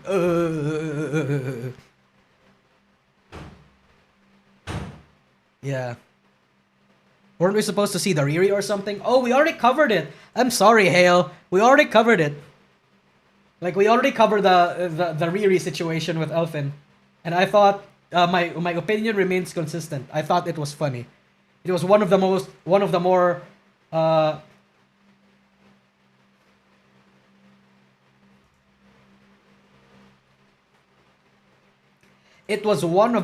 like, funnier things to happen in this month. In this year, rather. This year has been filled with non-stop fucking drama. And now, now we got something that's actually funny for once. Oh, sorry if you heard something in the background, by the way. I would be careful scrolling down her tweets. Quick TLDR. Oh, okay. Basically, quick TLDR is whatchamacallit?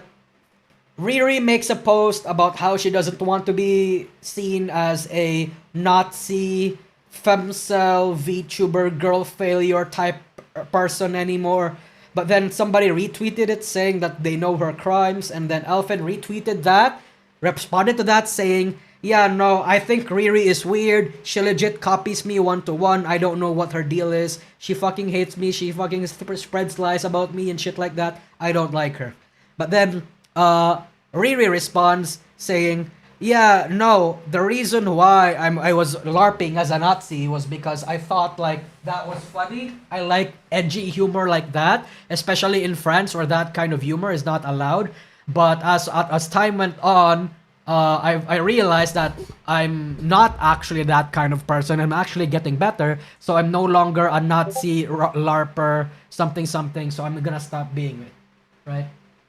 And then fucking, she apologized to Elfin saying, I did copy you, but not really. I think you're still weird, so I'm still gonna block you, but I'm sorry I copied you and said all these things. And then Elfin responded to that saying, what a weird fucking apology. You copying me isn't really a big deal to me. It's more so you copying me and then you have and calling me your inspiration, but then you have the audacity to call me problematic and call me Gunpei 2.0 or something. Yeah. So, yeah. The difference is that she fakes it. Yeah. The difference is, Riri is not actually a Femcel girl failure Nazi, but Elfin is, I guess, is the difference. I don't know. Yeah. Yeah. Oh, yep, you're right. I can't. Yep. Yep. Nobody buys a real WWT gun, World War II gun to LARP? I have no idea. I don't know.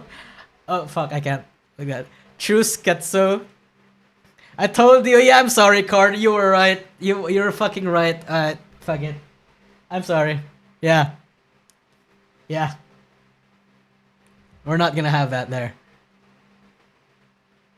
LARPers don't need genuine article. You're not wrong.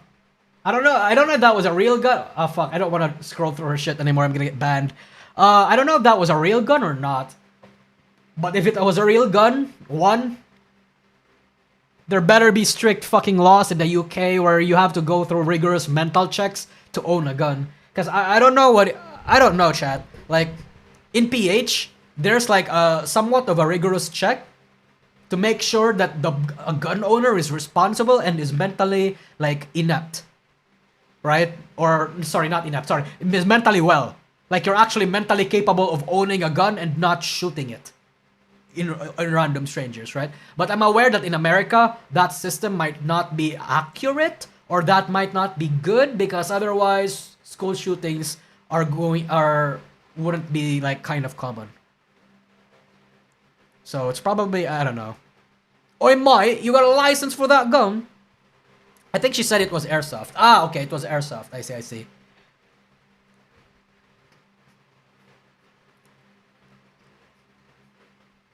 Criminals don't care about rules, you moron. It's not necessarily about rules, it's how those rules are enforced, right?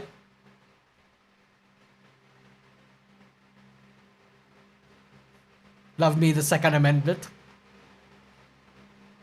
In America, people just borrow their parents' gun or grandpa's gun to go on a rampage. Oh shit, in that case, yeah, you might not be wrong. That would fucking suck.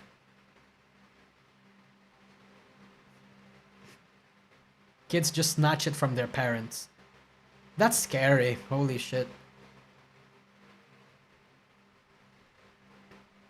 God damn. Alright, what else are we going to...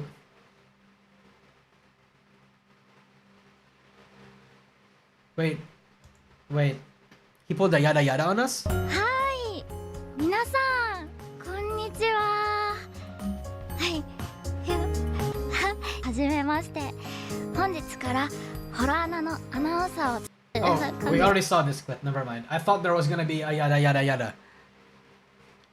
Ehehe-chan. Yeah, it's Ehehe-chan. Ehehe. Wait, aren't there 2 staff members now? Give me a sec.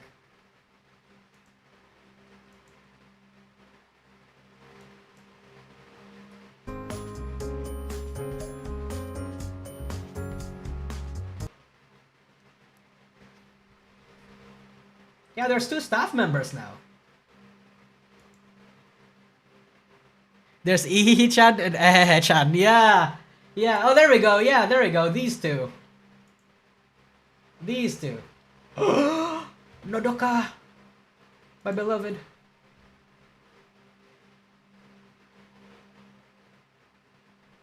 So, like, chat, what is this for? What is Holo AN for? Oh! Carries 2 meanings for announcing, delivering trustworthy updates as HoloLive's official announcer, and anchor, or aiming to firmly root HoloLive in daily life, like the anchor of a ship. I thought you meant like news anchor, but okay. I see.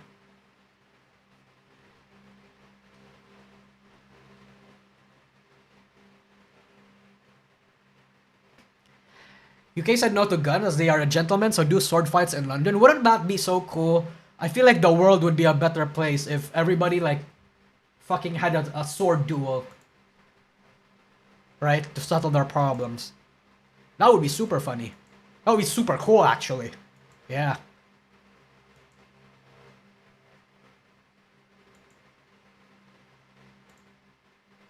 Yeah, okay. I think, chat, we're gonna end the stream here. We're going to do a parrot reaction video soon, because the reason why is in 5 minutes I'm gonna release the new video is gonna get released. Okay, I have to stop streaming for the release of the new video. Okay, for the public. Members have access to it now, obviously, but like, you know, for public, it's gonna get released in 5 minutes. So I have to end this stream. We're gonna have to save the parrot video for next time, chat. Alright, so I wanna appreciate all of you for coming into the stream. Thank you all for the donos. Thank you all for the super chats. And in general, thank you for being in the supporting in the stream and interacting with the chat. Okay, it was a fun stream. I had fun. I hope you guys did too. So I'm gonna bid you good night or good afternoon to PH people, I guess. Yeah. Good night. Bye bye. Bye bye. Bye bye.